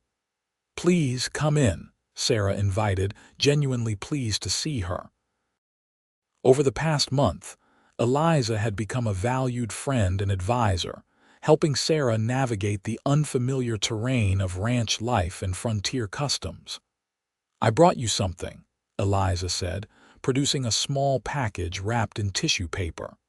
"A wedding gift of sorts." Sarah unwrapped it carefully to reveal a delicate lace handkerchief, yellowed slightly with age but exquisitely crafted. "It's beautiful," she breathed. "It was my mother's," Eliza explained. "She carried it at her wedding and I at mine. Out here we don't always have fancy traditions, but this seemed appropriate." Touched beyond words, Sarah felt tears threatening. "I'm honored, truly. But are you certain? Shouldn't it go to one of your daughters? They have their own heirlooms," Eliza assured her. "Besides, you've become like family these past weeks. Vaughn is the son my husband never had in many ways." Sarah carefully folded the precious handkerchief. "Thank you, not just for this, but for welcoming us so warmly. It's meant more than I can express." Eliza's eyes were knowing. "It's not easy, is it, starting over in a strange place?" "No," Sarah admitted. "But it's been easier than I expected, thanks to people like you, and thanks to Vaughn." She hesitated, then added softly, "He's a remarkable man." "That he is," Eliza agreed. "And he looks at you like you hung the moon and stars." She smiled at Sarah's blush. "It does this old heart good to see it. After his parents died, I worried he'd lose himself in work and solitude." He mentioned that his mother was ill for some time. Eliza nodded, her expression sobering. "Consumption. A slow, cruel disease. Vaughn was devoted to her, moved back into the house to help his father care for her. After she passed, his father seemed to lose his will to go on. Heart gave out less than a year later." She paused reflectively. "Vaughn blamed himself for not doing more, though heaven knows he did everything humanly possible." "He hasn't spoken much about it," Sarah said. "He wouldn't. Keeps his deeper feelings close." Eliza reached over to pat Sarah's hand. "But he's shared them with you in other ways, I'd wager. The way he is with those children of yours tells me everything I need to know about his heart." Sarah thought of the small kindnesses Vaughn showed daily, teaching William to whittle, listening to Emma's endless stories, ensuring Sarah herself had moments of rest amid the busy days. None of it was done with fanfare or expectation of gratitude. It was simply who he was. "I care for him deeply," Sarah confessed, the words easier to say to this motherly woman than they might have been to Vaughn himself. "More than I expected to this soon." "Love doesn't always keep to our tidy schedules," Eliza said with a knowing smile. "Sometimes it ambushes us when we least expect it." "Is it that obvious?" Sarah asked, her cheeks warming. "Only to someone who's been watching hearts find each other for longer than you've been alive," Eliza assured her. "Vaughn may have advertised for a practical arrangement, but what I've seen growing between you is anything but practical." After Eliza departed, Sarah stood on the porch, watching the afternoon sun cast long shadows across the yard. Tomorrow she would become Mrs. Foster in truth as well as name. The thought brought not anxiety but a quiet certainty that had been building within her since those first days on the ranch. When Vaughn returned with the children, both chattering excitedly about the puppies they'd played with, she watched him through new eyes, noticing the gentle way he lifted William from the wagon, the patient attention he gave to Emma's detailed description of each puppy, the warmth in his eyes when they finally met hers across the yard. "Yes," she thought, "this is where we belong." The wedding day dawned clear and bright, as though the Nevada sky itself was blessing the occasion. The church in Hamilton filled quickly with what seemed to be the entire community, all eager to witness Vaughn Foster finally taking a bride. In a small room behind the altar, Sarah stood in her blue dress, simply cut but beautifully made, with lace from her old wedding dress repurposed as trim at the collar and cuffs. Emma, resplendent in a new white dress, carefully arranged the flowers Eliza had brought from her garden into Sarah's honey-colored hair. "You look like a princess, Mama," the little girl declared. "Thank you, sweetheart," Sarah replied, smoothing a wrinkle from Emma's skirt. And you look absolutely beautiful." William sat quietly on a small chair, uncomfortably handsome in his new suit, a miniature version of the one Vaughn had purchased for the occasion. "Are you ready to be a foster, William?" Sarah asked, kneeling before her son. The boy nodded solemnly. "Mr. Vaughn says I can help him build a doghouse for the puppy." "Puppy," Sarah repeated, confused. "What puppy?" William's eyes widened as he realized he'd revealed a secret. "I wasn't supposed to tell." Before Sarah could question him further, a knock at the door announced Eliza's arrival. "It's time, dear," the older woman said. "Everyone's ready." She noticed Sarah's puzzled expression. "Is everything all right?" "Fine," Sarah assured her, deciding to unravel the puppy mystery later. "Just wetting nerves." The ceremony itself was simple but deeply moving. As Sarah walked down the short aisle with Emma and William at her sides, she found Vaughn waiting at the altar, his expression so full of tenderness that her heart seemed to swell within her chest. Reverend Michaels spoke of partnership, of building a life together, of the sacred nature of family bonds. When the time came for vows, Vaughn's voice rang clear and strong through the church. "I, Vaughn James Foster, take thee, Sarah Elizabeth Blackburn, to be my lawfully wedded wife. To have and to hold from this day forward, for better, for worse, for richer, for poorer, in sickness and in health, to love and to cherish, till death do us part." When Sarah repeated the vows, she was surprised by the emotion that thickened her voice. These were not just words to her, not a practical arrangement or a convenient solution to her problems. They were a promise, made with her whole heart. After pronouncing them husband and wife, Reverend Michaels turned to the children. "And now, I understand we have 2 young souls to welcome into God's family through the sacrament of baptism." The baptism was equally moving, with both Emma and William responding to the Reverend's questions with clear voices. When he asked who would serve as godparents, Vaughn had surprised Sarah by suggesting Daniel and Eliza Henderson, who now stood proudly beside them at the font. "And your surname, children?" Reverend Michaels asked kindly. "Foster," Emma declared confidently before William could speak. "We're Fosters now, like Mama and Pa." The simple statement, delivered with a child's certainty, brought unexpected tears to Vaughn's eyes. Sarah reached for his hand, squeezing it gently. "Foster it is," the Reverend confirmed, smiling at the newly formed family. The celebration afterward was held at the ranch, with what seemed like half the territory in attendance. Tables had been set up in the yard, laden with food contributed by neighbors. Music from fiddles and harmonicas filled the air as children played games and adults visited. "Mrs. Foster," Vaughn said, finding a moment alone with Sarah as the festivities continued around them. "That has a nice sound to it." "It does indeed, Mr. Foster," she agreed, smiling up at him. "There's something I need to show you," he said, taking her hand. "A wedding gift of sorts."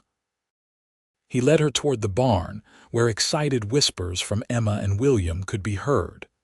Inside, in a stall lined with fresh straw, lay a black and white border collie with 5 squirming puppies.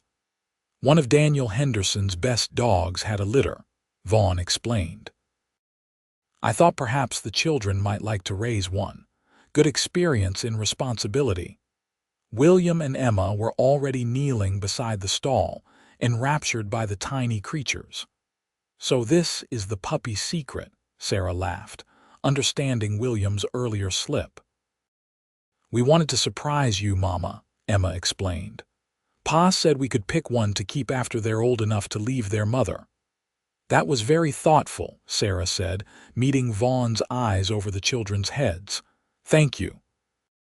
"I have something for you as well," he said quietly, leading her a few steps away while the children continued cooing over the puppies. From his pocket, he withdrew a small wooden box carved with wildflowers. "It was my mother's." Inside lay a delicate gold ring set with a small pearl. "It's beautiful," Sarah breathed. "I should have had it for the ceremony," Vaughn apologized, "but it needed to be sized properly. The jeweler in Virginia City only finished it yesterday." "It's perfect," Sarah assured him as he slipped it onto her finger beside the simple gold band they had used in the church. "I'll treasure it always." The sound of their names being called drew them back to the celebration. Toasts were made, cake was cut, and as the afternoon stretched into evening, neighbors began to depart with warm congratulations and knowing winks. The children, exhausted from excitement and play, fell asleep almost as soon as the last guest departed. Sarah tucked them into their beds, her heart full as she whispered good night, Emma Foster. Good night, William Foster, for the first time. When she descended the stairs, she found Vaughn waiting in the sitting room, the fire burning low in the grate. He had removed his formal jacket and loosened his collar, looking more like the rancher she had come to know than the formal groom of the ceremony. "It was a beautiful day," she said, joining him on the sofa. "The best of my life," he agreed, taking her hand. His thumb traced the outline of her rings. "I have one more surprise for you. Another gift. Vaughn, you've already been too generous. This one's a bit different." He seemed almost nervous. "I've arranged for Joe and Tom to handle things here for a few days. Mrs. Abernathy has agreed to stay with the children." At Sarah's puzzled expression, he continued, "I thought perhaps you and I might take a short trip, just the two of us. There's a small hotel in Virginia City where we could stay." Sarah understood then: a honeymoon, a chance for them to truly begin their marriage away from the responsibilities of ranch and children. Heat rose to her cheeks at the implication. "That sounds wonderful," she said softly. Vaughn's expression eased, relief evident in his features. "We'll leave tomorrow if that suits you. Return in time for our lake trip with the children next week." "Perfect," Sarah agreed, meeting his eyes. He reached out slowly, cupping her cheek with a gentle hand. "May I kiss you, Mrs. Foster?" he asked, his voice low. In answer, Sarah leaned forward, closing the distance between them. Their lips met in a kiss that began tenderly but deepened as Vaughn's arm circled her waist, drawing her closer. When they finally parted, both were breathless. "I've wanted to do that since you stepped off that train," Vaughn admitted, his voice rough with emotion.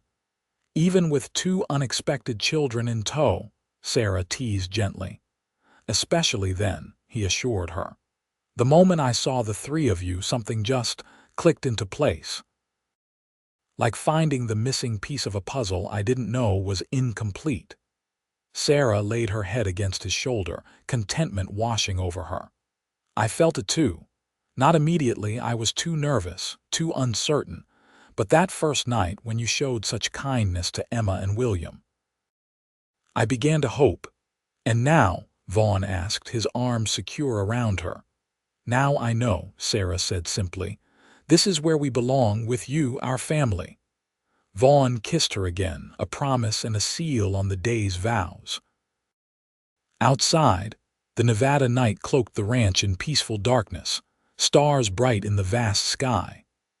Inside, in the warmth of their home, a family forged from hope, courage, and growing love began their life together, not perfect, perhaps, but perfectly right for each other. The Virginia City honeymoon was a revelation for both of them. Away from the responsibilities of ranch and children, they discovered each other anew, not as practical partners, but as man and woman, husband and wife in every sense. Sarah, who had known only her first husband's perfunctory approach to intimacy, blossomed under Vaughn's patient, tender attention. And Vaughn, who had feared his lack of sophistication might disappoint his Eastern bride, found in Sarah a passionate woman unafraid to express her desires once initial shyness was overcome. They returned to the ranch sun-browned and smiling, eager to see the children yet privately treasuring the memories of their time alone together. Emma and William greeted them with enthusiastic hugs and a barrage of questions about Virginia City, while Mrs. Abernathy tactfully withdrew after assuring Sarah that everything had run smoothly in their absence. "Did you miss us?" Sarah asked as she helped Emma prepare for bed that night. "A little," her daughter admitted, "but Mrs. Abernathy let us help bake cookies, and William and I took turns naming all the puppies." She yawned widely. "I think we're going to choose the one with the white tip on his tail. William likes him best." "That sounds like a good choice," Sarah agreed, tucking the blanket around the sleepy child. "We'll talk more about it tomorrow." Across the hall, she found Vaughn sitting on the edge of William's bed, the boy already asleep, one small hand clutching Vaughn's larger one. "He didn't want to let go," Vaughn whispered as Sarah entered. "Said he was making sure I didn't leave again." The simple statement squeezed Sarah's heart. "He's never had a father he could count on," she said softly. "Thomas was always working, even before he fell ill." Vaughn carefully extricated his hand from the sleeping boy's grasp. "I won't let him down, Sarah. Either of them." "I know," she replied, complete faith in her voice. Later, in the privacy of what was now their shared bedroom, Sarah watched as Vaughn readied himself for bed. There was still a newness to this intimacy, a delicious strangeness in watching her husband. Move about the room that had become theirs. "Penny for your thoughts," Vaughn said, catching her observation. "I was just thinking how different everything is from what I expected when I stepped off that train," Sarah admitted. "I hoped for security, for a safe place for the children. I never imagined." "What?" he prompted when she trailed off. "Happiness," she said simply. "Not just contentment or relief, but real happiness." Vaughn crossed to where she sat at the dressing table, his hands settling on her shoulders. "I want to give you that, Sarah. Every day for the rest of our lives." She reached up to cover his hand with hers. "You already do." The promised family trip to the mountain lake took place the following week, a 4-day adventure that cemented their bonds as a family. The children were wide-eyed with excitement as they traveled into the Sierra foothills, the landscape growing more dramatic with each mile. The lake itself was everything Vaughn had described: crystal-clear water surrounded by pine-clad mountains, with a small cabin Daniel Henderson had helped Vaughn's father build decades earlier. It was rustic but comfortable, with 2 small bedrooms and a main room with a stone fireplace. "It's like a fairy tale," Emma declared, spinning in circles in the clearing before the cabin. They spent their days fishing, swimming in the shallows, and exploring the surrounding forest. Vaughn taught William to bait a hook and praised the boy's first catch as though it were a trophy-sized trout instead of a tiny sunfish. Emma collected wildflowers and pine cones, creating elaborate fairy houses among the tree roots. At night, they sat by the campfire, Vaughn telling stories of his own childhood visits to the lake, while the children roasted pieces of bread on sticks and watched for shooting stars. It was during one of these evenings, with William drowsing in Sarah's lap and Emma fighting to keep her eyes open, that Vaughn broached a subject that had been on his mind. "I've been thinking about the fall," he said, poking at the fire with a stick. "About school for the children." "Hamilton has a school, doesn't it?" Sarah asked. She had seen the small schoolhouse in town but hadn't yet inquired about it, given that summer was just beginning. Vaughn nodded. "It does, but it's 3 miles from the ranch, too far for them to walk, especially in winter." He hesitated. "I thought perhaps, if you were agreeable, I might hire a tutor, at least until William is a bit older." Sarah considered the suggestion. "A tutor would be an expense," she noted practically, and finding someone qualified who's willing to live so far from town might be difficult. Actually, Vaughn said, looking slightly uncomfortable, I already have someone in mind. Martha Taylor mentioned her niece is arriving from Philadelphia next month. She's a trained teacher but couldn't find a position back east. You've given this considerable thought, Sarah observed, touched by his concern for the children's education. I want them to have every advantage, Vaughn said simply. You mentioned that Emma is already reading. I don't want her to lose that progress. A tutor would be wonderful, Sarah agreed, though I'm perfectly capable of teaching them their letters and numbers myself. Of course you are, Vaughn assured her quickly, but you already have the house and garden to manage, and I thought perhaps. He trailed off, suddenly hesitant. Perhaps what? Sarah prompted gently. Perhaps you might want time for your sewing, Vaughn finished. Martha mentioned the dressmaker in town is looking to retire. There could be an opportunity there if you were interested. Sarah stared at him, speechless. The thought of resuming her work as a seamstress not from desperate necessity, but as a chosen profession had never occurred to her. You wouldn't mind, she finally asked, if I took on work outside the home? Why would I mind? Vaughn looked genuinely puzzled. You have a skill that's needed in the community, and you enjoyed it, didn't you? Before it became your only means of survival. I did, Sarah admitted. Very much.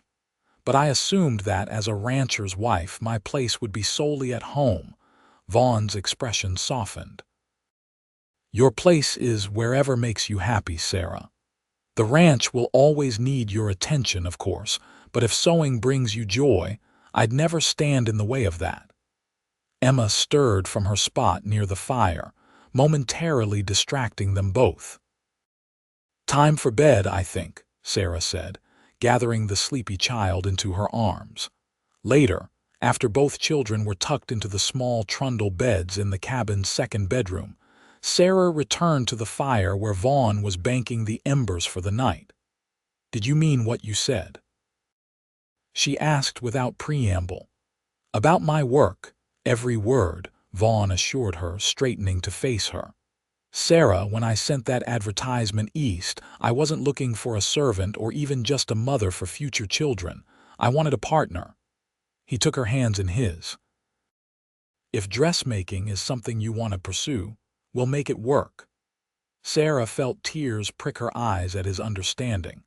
Thomas, for all his good qualities, had expected his wife to focus exclusively on home and family.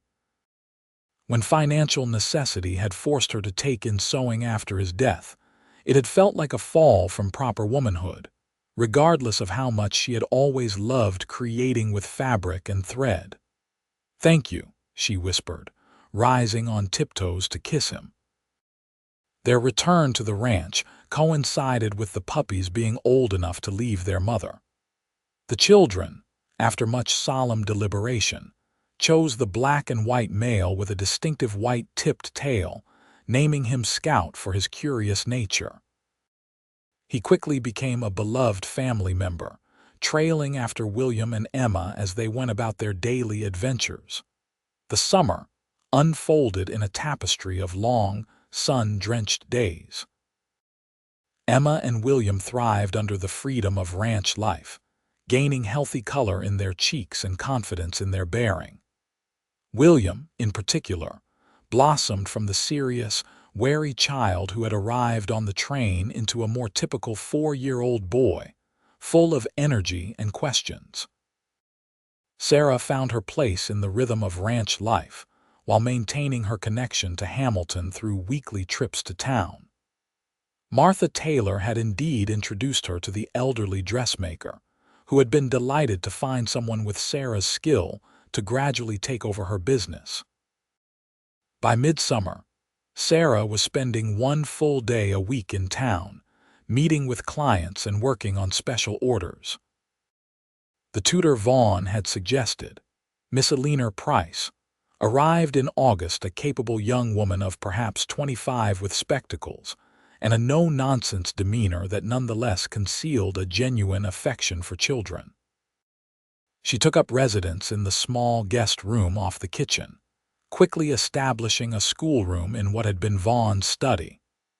He willingly relocated his ranch paperwork to a corner of the sitting room, declaring that the children's education was far more important than his comfort.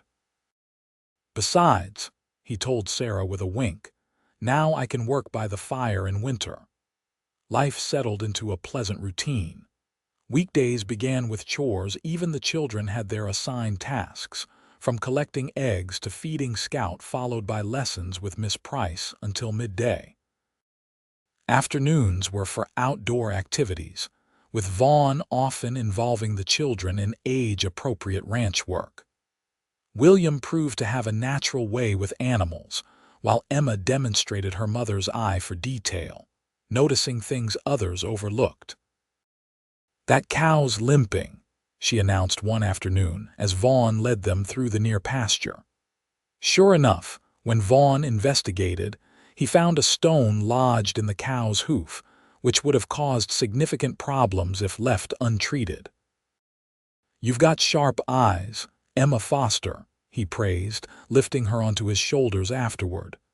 "You'll make a fine rancher someday." Sundays remained dedicated to church and community, with services in Hamilton followed by dinner either at the Henderson Ranch or at home, with various neighbors joining them. Sarah marveled at how quickly they had become integrated into the tight-knit community. How many people now greeted them by name and inquired after the children with genuine interest. "It's so different from Boston," she remarked to Vaughn one Sunday evening as they sat on the porch, watching fireflies emerge in the gathering dusk. "There, we lived in the same building for years and barely knew our neighbors' names. That's the nature of frontier life," Vaughn explained. "Out here, we depend on each other. Neighbors are sometimes the difference between survival and disaster." A comfortable silence fell between them, broken only by the distant lowing of cattle and the rhythmic chirp of crickets. "I received a letter today," Sarah said eventually. "From my former landlord in Boston." Vaughn raised an eyebrow, surprised. "How did he find you?" "I left a forwarding address with the church," Sarah explained, "in case any sewing clients needed to reach me." She twisted her hands in her lap. "He says Thomas had an outstanding debt with him larger than I knew. He's demanding payment." Vaughn frowned. "Can he prove this debt exists?" "He claims to have a promissory note with Thomas's signature," Sarah said. "I wouldn't put it past him to have forged it, though." "Mr. Jenkins was not an honest man." "Jenkins," Vaughn repeated sharply. "Your landlord's name was Jenkins." Sarah nodded, confused by his reaction. "Arnold Jenkins." "Why?" "The man we encountered in town the day we were shopping for your wedding fabric, Curtis Jenkins. He mentioned passing through, but I thought it was just drunken rambling." Vaughn's expression darkened. "Could they be related?" "I don't know," Sarah admitted. "Arnold never mentioned family out west." "It's an odd coincidence," Vaughn mused. "Two men named Jenkins, both of questionable character, intersecting with our lives." "Perhaps it's just that a coincidence," Sarah suggested, though a thread of unease wove through her. "In any case, I have no intention of paying a fraudulent debt. I'll write back and tell him so." Vaughn nodded approvingly. "Good. And if he persists, we'll consult Judge Taylor. He has a low tolerance for such schemes." The matter settled for the moment, they returned to watching the emerging stars, Vaughn's arm comfortably around Sarah's shoulders. The tranquility of the evening eventually drew them inside and upstairs, where Sarah checked on the sleeping children before joining Vaughn in their bedroom. "I never properly thanked you," she said as they prepared for bed. "For what?" Vaughn asked, pausing in the act of removing his boots. "For giving us this life," Sarah said simply. "For accepting children you didn't expect. For making room in your heart for all of us." Vaughn crossed to where she stood, taking her hands in his. "Sarah Foster, you have it backwards," he said softly. "It's I who should thank you. This house was just a building before you brought life and laughter into it." His voice roughened with emotion. "You and the children are the greatest gift I could have received." "I love you," Sarah whispered, the words coming naturally, without premeditation. It was the first time she had said them aloud, though the feeling had been growing in her heart for months. Vaughn's eyes widened slightly before crinkling at the corners with joy. "And I love you, Sarah, more than I thought possible." Their kiss was tender at first, then deeper, communicating all the emotion words could not adequately express. When they finally drew apart, Sarah rested her forehead against Vaughn's chest, feeling the steady beat of his heart beneath her cheek. "I never expected this," she admitted. "When I answered your advertisement, I hoped for security, for a fresh start. Love seemed like too much to ask for." "Life has a way of giving us what we need," Vaughn replied, "even when it's not what we thought we were looking for." As fall painted the Nevada landscape in golds and russets, Sarah received more letters from Arnold Jenkins, each more demanding than the last. The final one contained a thinly veiled threat that he would come west himself to collect if necessary. "He's bluffing," Vaughn assured her when she showed him the letter. "The journey is expensive, and if this debt is fabricated as you suspect, he wouldn't risk the investment." Despite his reassurance, Sarah felt uneasy. The matter was temporarily pushed aside, however, by more immediate concerns. A dry summer had left the pastures parched, forcing Vaughn to move cattle to higher ground earlier than usual. The roundup demanded his full attention for weeks, leaving him exhausted each evening. Then, just as the cattle were safely relocated, William fell ill with a high fever and cough. Dr. Matthews, summoned from Hamilton, diagnosed influenza and prescribed rest, fluids, and careful monitoring. "Children are resilient," he assured Sarah, noting her pale, tense face. "But given your husband's history with the disease, I understand your concern." For 3 days and nights, Sarah barely left William's bedside, sponging his fevered brow and coaxing sips of broth between cracked lips. Vaughn took charge of Emma, keeping her occupied with ranch activities while ensuring she washed thoroughly before approaching the sick room. On the 4th night, William's fever broke. Sarah, dozing in a chair beside his bed, woke to find her son's eyes clear and alert for the first time in days. "Mama," he whispered hoarsely, "I'm hungry." Relief coursed through her like a physical wave. "Oh, my darling boy. You'll have soup right away." Downstairs, she found Vaughn at the kitchen table, his head in his hands, the picture of exhaustion. "His fever's broken," she announced. "He's asking for food." Vaughn's head snapped up, fatigue instantly replaced by hope. "Truly?" "Yes," Sarah confirmed, her own weariness momentarily forgotten in the joy of recovery. "Dr. Matthews was right. He's turning the corner." Vaughn closed his eyes briefly, a wordless prayer of thanks evident in his expression. "I'll wake Mrs. Abernathy to prepare broth." The older woman had moved into the house temporarily to help care for Emma and manage household duties while Sarah focused on William. Her practical assistance had been invaluable during the crisis. Within a week, William was up and about, though still weaker than normal. The ordeal had drawn the family even closer together, with Emma demonstrating surprising maturity in her concern for her brother. "When my papa was sick, I was too little to help," she told Sarah seriously. "But now I'm big, and I can help William get better." The sincerity in her voice brought tears to Sarah's eyes. "Yes, sweetheart, you're a wonderful helper." As October gave way to November, preparations began for Thanksgiving, a holiday Sarah had always cherished, but had been unable to properly celebrate during her lean years in Boston. Mrs.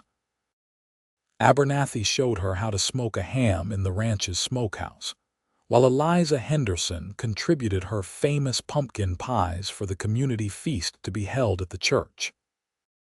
The celebration brought the entire Hamilton community together, tables laden with food and hearts full of gratitude for the year's blessings. Sarah watched as Vaughn carved turkey for elderly neighbors, as Emma danced with Daniel Henderson's grandsons, as William solemnly shared his dessert with a younger child who had spilled her own. "Penny for your thoughts, Mrs. Foster," Vaughn said, finding her quiet moment of observation. "I was just thinking how much has changed in a year," Sarah replied. "Last Thanksgiving, I was darning stockings by candlelight in our cold Boston rooms, wondering how I would feed the children through winter." Vaughn's arm encircled her waist. "And now I have more blessings than I can count," she said simply. "A home, a community, a husband I love. The children are thriving. It seems almost too perfect." "Not perfect," Vaughn corrected gently. "We've had our challenges: William's illness, the dry summer, the harassment from Jenkins." "True," Sarah acknowledged, "but they've been weathered together, which makes all the difference." The mention of Jenkins sobered them both slightly. There had been no more letters since October, which Sarah hoped meant he had abandoned his fraudulent claims. Their quiet moment was interrupted by Mayor Taylor calling for attention. "Friends and neighbors," he announced, "as is our tradition, let us each share something we're grateful for this year." One by one, community members rose to express thanks for good harvests, for health restored, for children born, for safe journeys. When Vaughn's turn came, he stood tall, his voice carrying clearly through the church. "I'm thankful for the mail service," he said, drawing laughter from the gathering. "For without it, I would never have found my Sarah, nor been blessed with Emma and William." His gaze found hers across the room, filled with such open affection that Sarah felt her heart expand in her chest. "This year has taught me that family isn't just born, it can be built, one day and one act of love at a time." Murmurs of appreciation followed his words. When Sarah rose for her turn, she found herself momentarily overwhelmed by emotion. "I'm thankful for second chances," she finally managed. "For the courage to take a leap of faith, and for the kind hearts that welcomed 3 strangers into this community." She glanced at her children, both watching her with shining eyes. "Most of all, I'm thankful that when my children needed a home, we found not just shelter but belonging." The sharing continued around the room, but Sarah barely heard it, lost in the warmth of Vaughn's gaze across the crowded church and the knowledge that whatever challenges might come, they would face them together as a family, as partners, as 2 hearts that had found each other against all odds.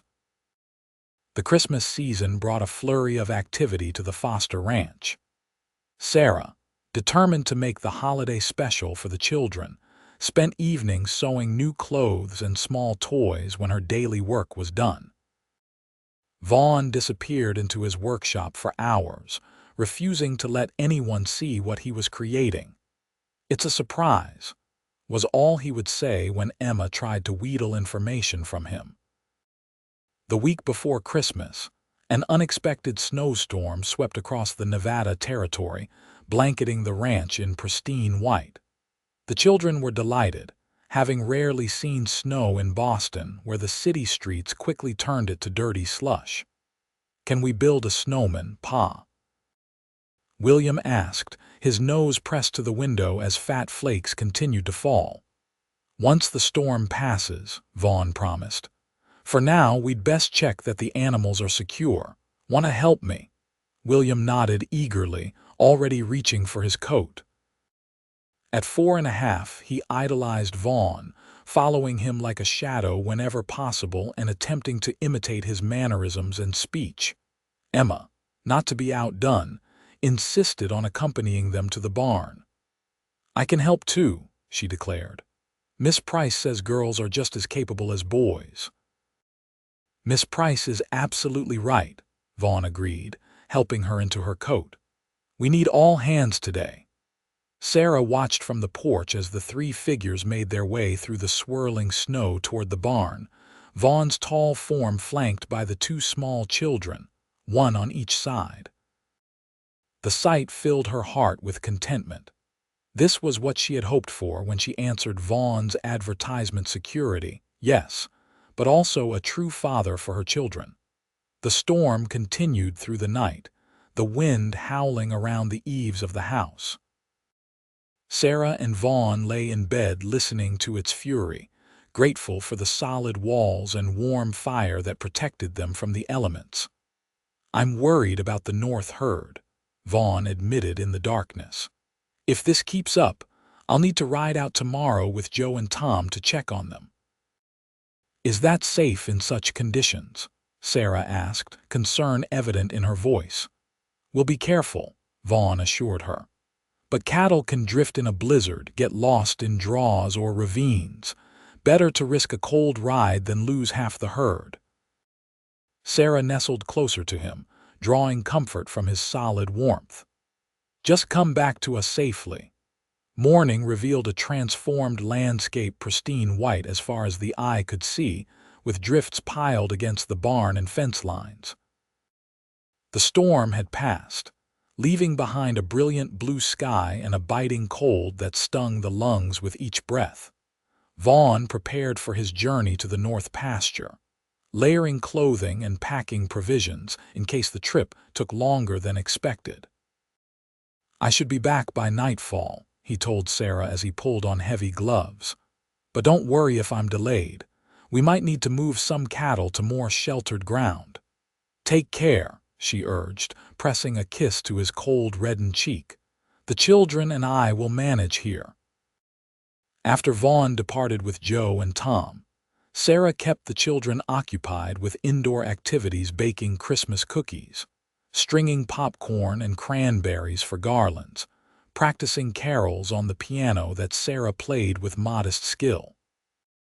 Miss Price, who had remained at the ranch despite the holiday break from formal lessons, taught Emma and William simple German Christmas songs, a tradition from her own childhood.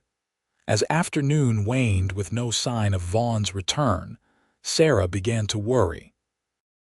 The short winter day was already fading toward dusk, and temperatures would drop dangerously after nightfall. "Should we light the lantern for Pa?"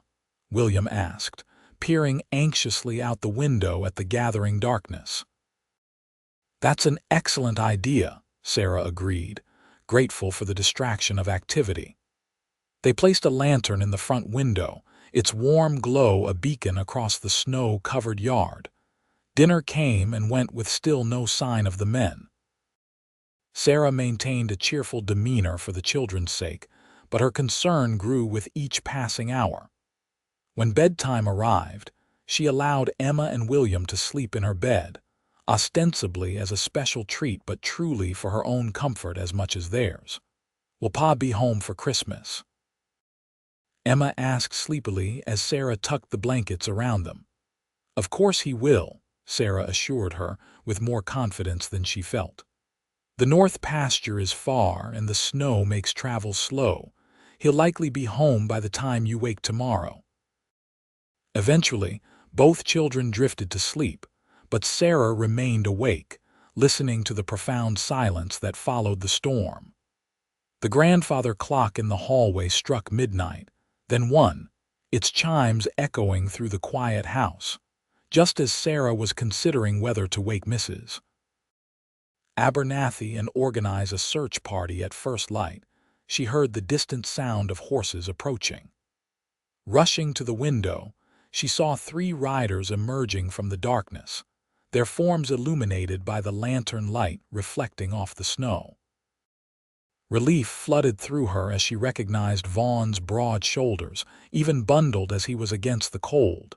She hurried downstairs and outside, heedless of the freezing air against her face. "Thank God," she breathed as Vaughn dismounted stiffly, his beard crusted with ice. I was so worried." "Sorry to be late," he said, his voice hoarse from the cold. "We had to move the herd to the southern valley. Lost 2 calves, but the rest are safe now." Inside, Mrs. Abernathy had been awakened by the commotion and quickly prepared hot coffee and leftover stew for the frozen men. Tom and Joe ate quickly before heading to their cabin, while Vaughn lingered at the kitchen table, his hands wrapped around a steaming mug as feeling slowly returned to his fingers. "The children?" he asked between sips. "Asleep in our bed," Sarah told him. "They wanted to wait up for you, but it grew too late." Vaughn nodded, exhaustion evident in every line of his body. "It was rough out there. Drifts taller than a horse in some places. Without Joe's experience, we might have lost our way." Sarah laid a hand on his shoulder, feeling the residual cold of his clothing even through the layers. "You should get warm and rest. Everything's fine here." Upstairs, Vaughn paused in the doorway of their bedroom, a tender smile softening his frost-reddened features at the sight of Emma and William curled together in the center of the bed. "They refused to sleep in their own rooms," Sarah explained softly. "Too worried about their pa." "I don't want to wake them," Vaughn whispered. "You won't," Sarah assured him. "They sleep like logs, especially William." Sure enough, neither child stirred as Vaughn carefully settled on the edge of the bed, removing his boots with slow, stiff movements. Only when he finally lay down, the children between him and Sarah, did Emma murmur sleepily and burrow against his side without fully waking. Sarah watched in the dim light as Vaughn's arm protectively encircled the sleeping child, his eyes meeting Sarah's across the bed with shared understanding. This was what mattered, this safe harbor of family they had created together. "Merry Christmas," he mouthed silently as the clock in the hall struck 3. "Merry Christmas," she returned, reaching across the sleeping children to clasp his hand. Despite the late night, the children woke at dawn, their excitement for Christmas overriding any need for additional sleep. Finding themselves in their parents' bed with both mother and father present only added to their delight. "Pa, you came home," William exclaimed, bouncing on the mattress. "Did you see Santa Claus in the snow?" Vaughn laughed, his voice still rough from exposure to the cold. "I believe we crossed paths somewhere near the North Ridge," he said solemnly. "He was headed this direction with a very heavy sack." Emma, at 7, was beginning to have doubts about Santa Claus but willingly suspended them for her brother's sake. "Did he say if we've been good?" she asked, playing along.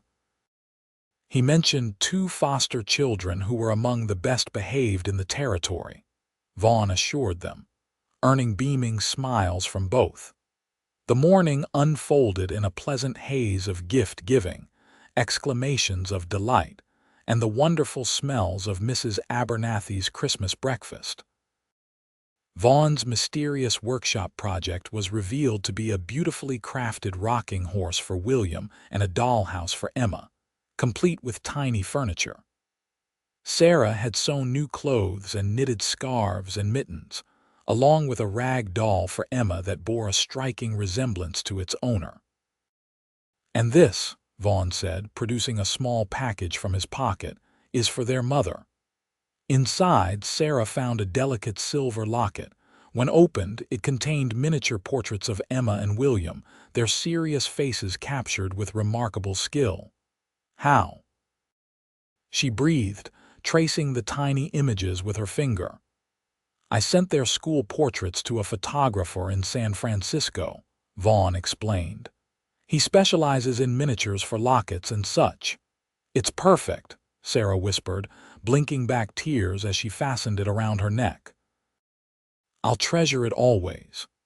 Her gift to Vaughn was equally thoughtful, a handsome leather-bound ledger for ranch accounts, with a secret compartment in the cover containing a daguerreotype of Sarah and the children taken during their last trip to Hamilton.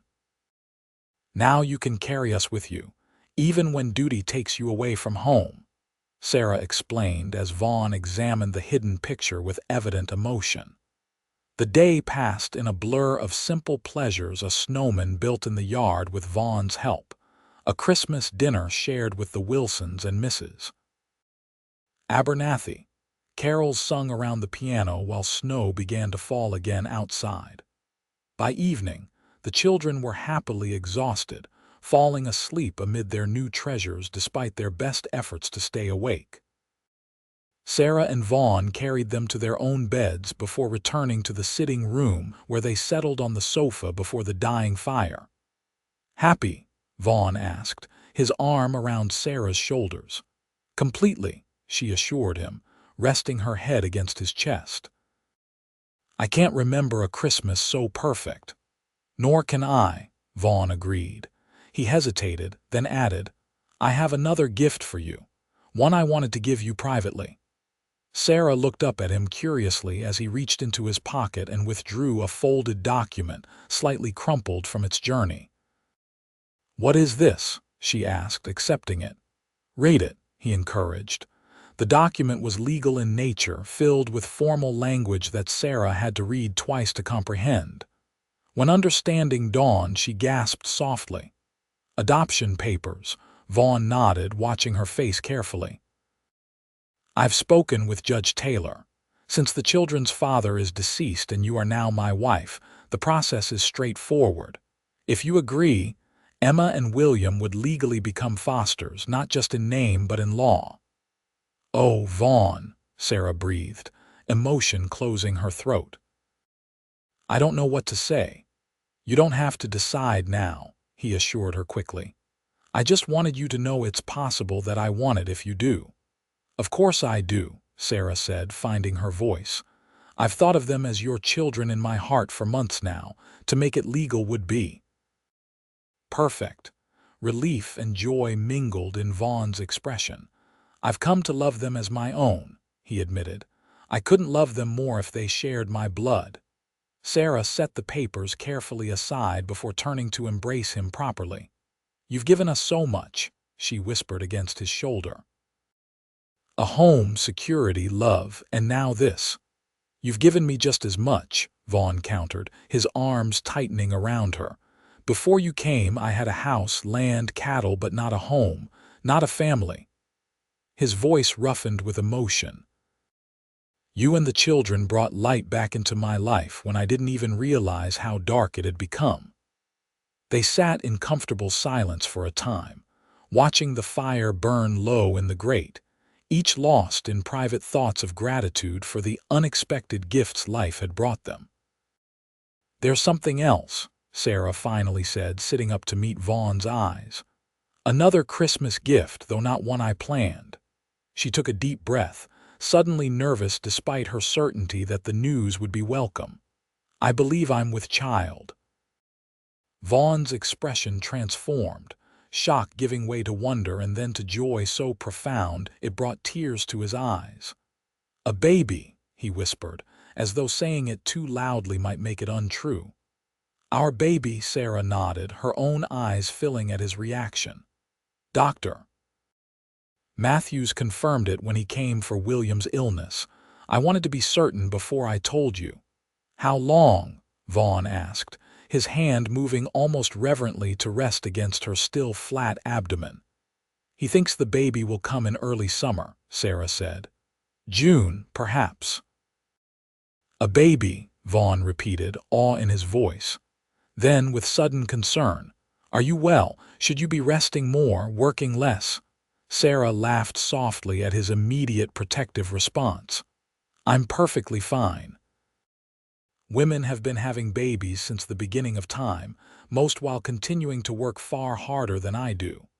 "Still," Vaughn insisted, "you must promise to be careful, to rest when you need to." "I promise," Sarah assured him, touched by his concern. "Though there's no need to worry the children yet. There will be plenty of time to prepare them for a new brother or sister." "A brother or sister," Vaughn echoed, the reality of it seeming to sink in more deeply with each repetition. "Our child." "Our child," Sarah confirmed, leaning into his embrace once more. Outside, snow continued to fall, blanketing the ranch in pristine white. Inside, the fire burned low, casting golden light over the couple on the sofa, two people who had found each other against all odds, who had built a family from separate pieces, and who now looked toward the future with hearts full of hope and gratitude for the journey that had brought them together. Spring arrived on the Foster ranch in a riot of wildflowers and new life. Calves wobbled alongside their mothers in the greening pastures, chicks hatched in the henhouse, and Scout, now a fully grown dog with boundless energy, chased rabbits through the sagebrush with gleeful abandon.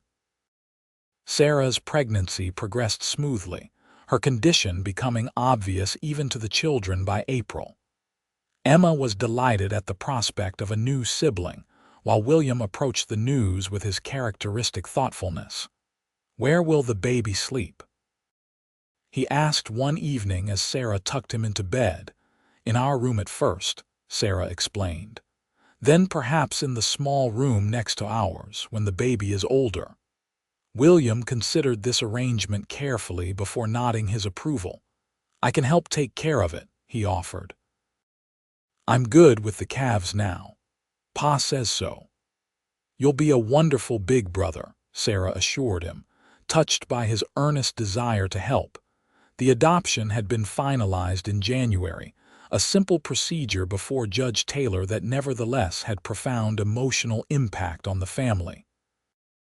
Emma had skipped all the way home from town, singing "I'm Emma Foster, truly and really" at the top of her lungs, while William had solemnly asked if he could now call Vaughn father instead of pa.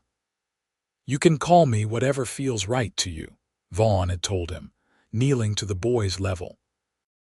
"Pa, father, Dad, they all mean the same thing, that I love you and will always be here for you." William had nodded seriously before throwing his arms around Vaughn's neck in a rare display of uninhibited affection. "I pick father," he had declared, "because that's what you are now for always." As Sarah's due date approached, preparations intensified. The small room adjacent to the main bedroom was transformed into a nursery, with a cradle Vaughn crafted himself, and quilts sewn by Sarah and Mrs. Abernathy. The community rallied around them as well. Martha Taylor organized a baby shower, where Hamilton's women presented Sarah with handmade garments, blankets, and practical advice for the birth and beyond. "The whole town is invested in this baby," Sarah remarked to Vaughn after one such gathering. "It's as if they're all expecting a new niece or nephew." "That's Hamilton for you," Vaughn replied with a smile. "Everyone considers themselves extended family." He paused, his expression growing more serious. "Speaking of family, I received a letter today that might interest you." He handed her an envelope bearing Boston postmarks. Sarah recognized the handwriting immediately. "This is from Reverend Phillips's wife," she said, surprised. "From our old church in Boston." The letter contained unexpected news. Arnold Jenkins, Sarah's former landlord who had been harassing her about Thomas's alleged debt, had been arrested for fraud. Apparently, Sarah wasn't the only widow he had attempted to extort with fabricated claims of debt. The authorities found dozens of forged promissory notes in his possession, Sarah read aloud, and his nephew, Curtis Jenkins, has been implicated as well. "Curtis Jenkins," Vaughn repeated grimly. "The man we encountered in town that day. I knew there was a connection." Mrs. Phillips writes that Curtis was helping target widows who had left Boston, Sarah continued. He would travel west, locate them, and report back to his uncle. She lowered the letter, a shiver running through her despite the warm spring day. "He was watching us, evaluating whether I had money worth pursuing." Vaughn's expression darkened. "And if he determined you did, I imagine they would have escalated their demands," Sarah said. "Thank God for honest authorities in Boston." "And thank God they're both facing justice now," Vaughn added. He touched her hand gently. Are you all right? This must bring back difficult memories. I'm fine, Sarah assured him. Relieved, actually. It's good to know we won't have to worry about them anymore. The matter of the Jenkinses faded from importance as June approached, and with it, the imminent arrival of the baby. Dr. Matthews increased his visits to the ranch, checking Sarah's progress and assuring Vaughn that everything was proceeding normally. First babies often take their time, he told the anxious father-to-be. But Mrs. Foster is healthy and strong. Nature will take its course. Nature, as it happened, chose a particularly inopportune moment to take its course. On a warm June evening, with Vaughn away at a neighboring ranch helping with an emergency, Sarah felt the first contractions begin. "It's time," she told Mrs. Abernathy calmly.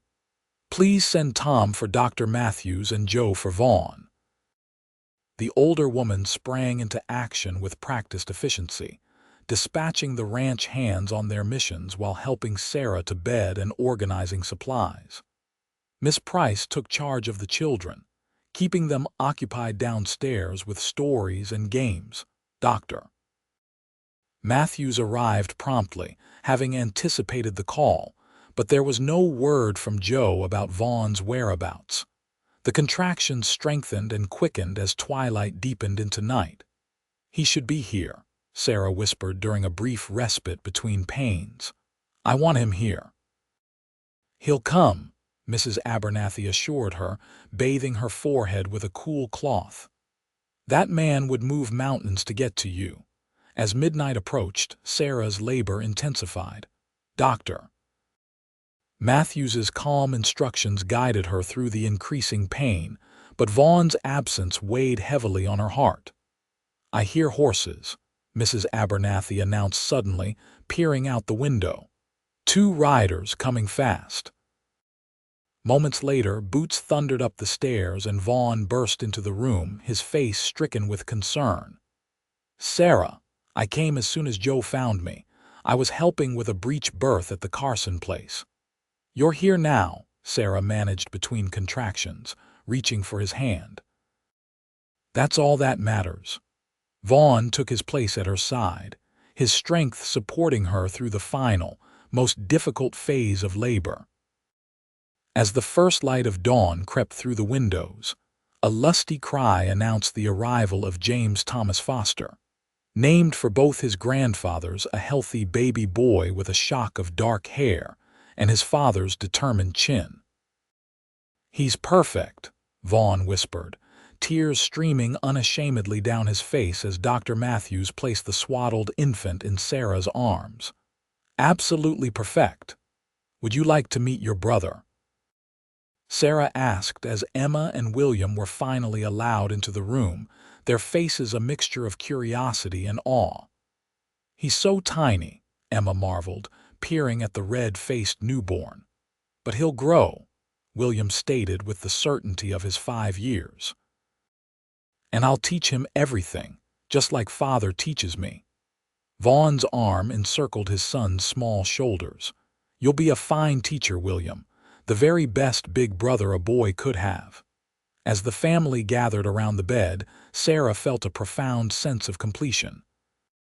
From the depths of uncertainty and loss, she had found her way to this moment surrounded by love, secure in a home built on mutual respect and shared dreams. "I never imagined this," she told Vaughn later, when the children had gone to breakfast and baby James slept peacefully in his cradle. "When I stepped off that train with 2 frightened children and all our worldly possessions in one trunk, I hoped only for safety and stability." "And instead," Vaughn prompted, sitting beside her on the bed, his hand gently stroking her hair. "Instead, I found everything," Sarah said simply. "A partner, a home, a community, love." She glanced at their sleeping son. "And now new life. A future brighter than any I dared dream of." Vaughn leaned down to kiss her forehead. "When I sent that advertisement east, I wrote that I wanted a practical woman not afraid of hard work. I thought I was being sensible, seeking a partnership based on mutual benefit. His eyes, full of tenderness, met hers. I had no idea I was really searching for my heart's missing half.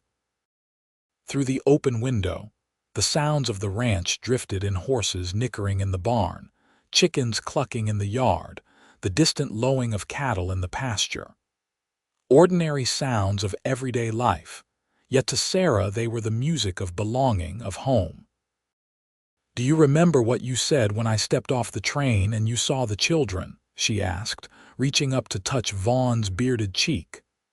"I said I had hoped for a family," Vaughn recalled, his voice rough with emotion.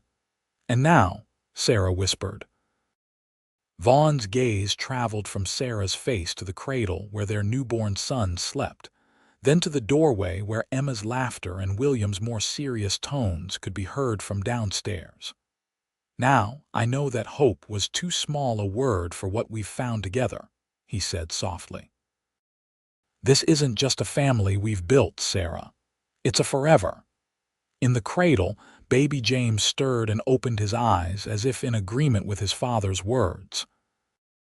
And as the morning sun illuminated the room, bathing them all in golden Nevada light, Sarah knew with absolute certainty that here, in this house, with this man and these children, she had found not just shelter but her true home, the place where love had transformed strangers into family, where hope had blossomed into happiness, where a mail-order bride and a lonely rancher had created a future neither could have imagined alone.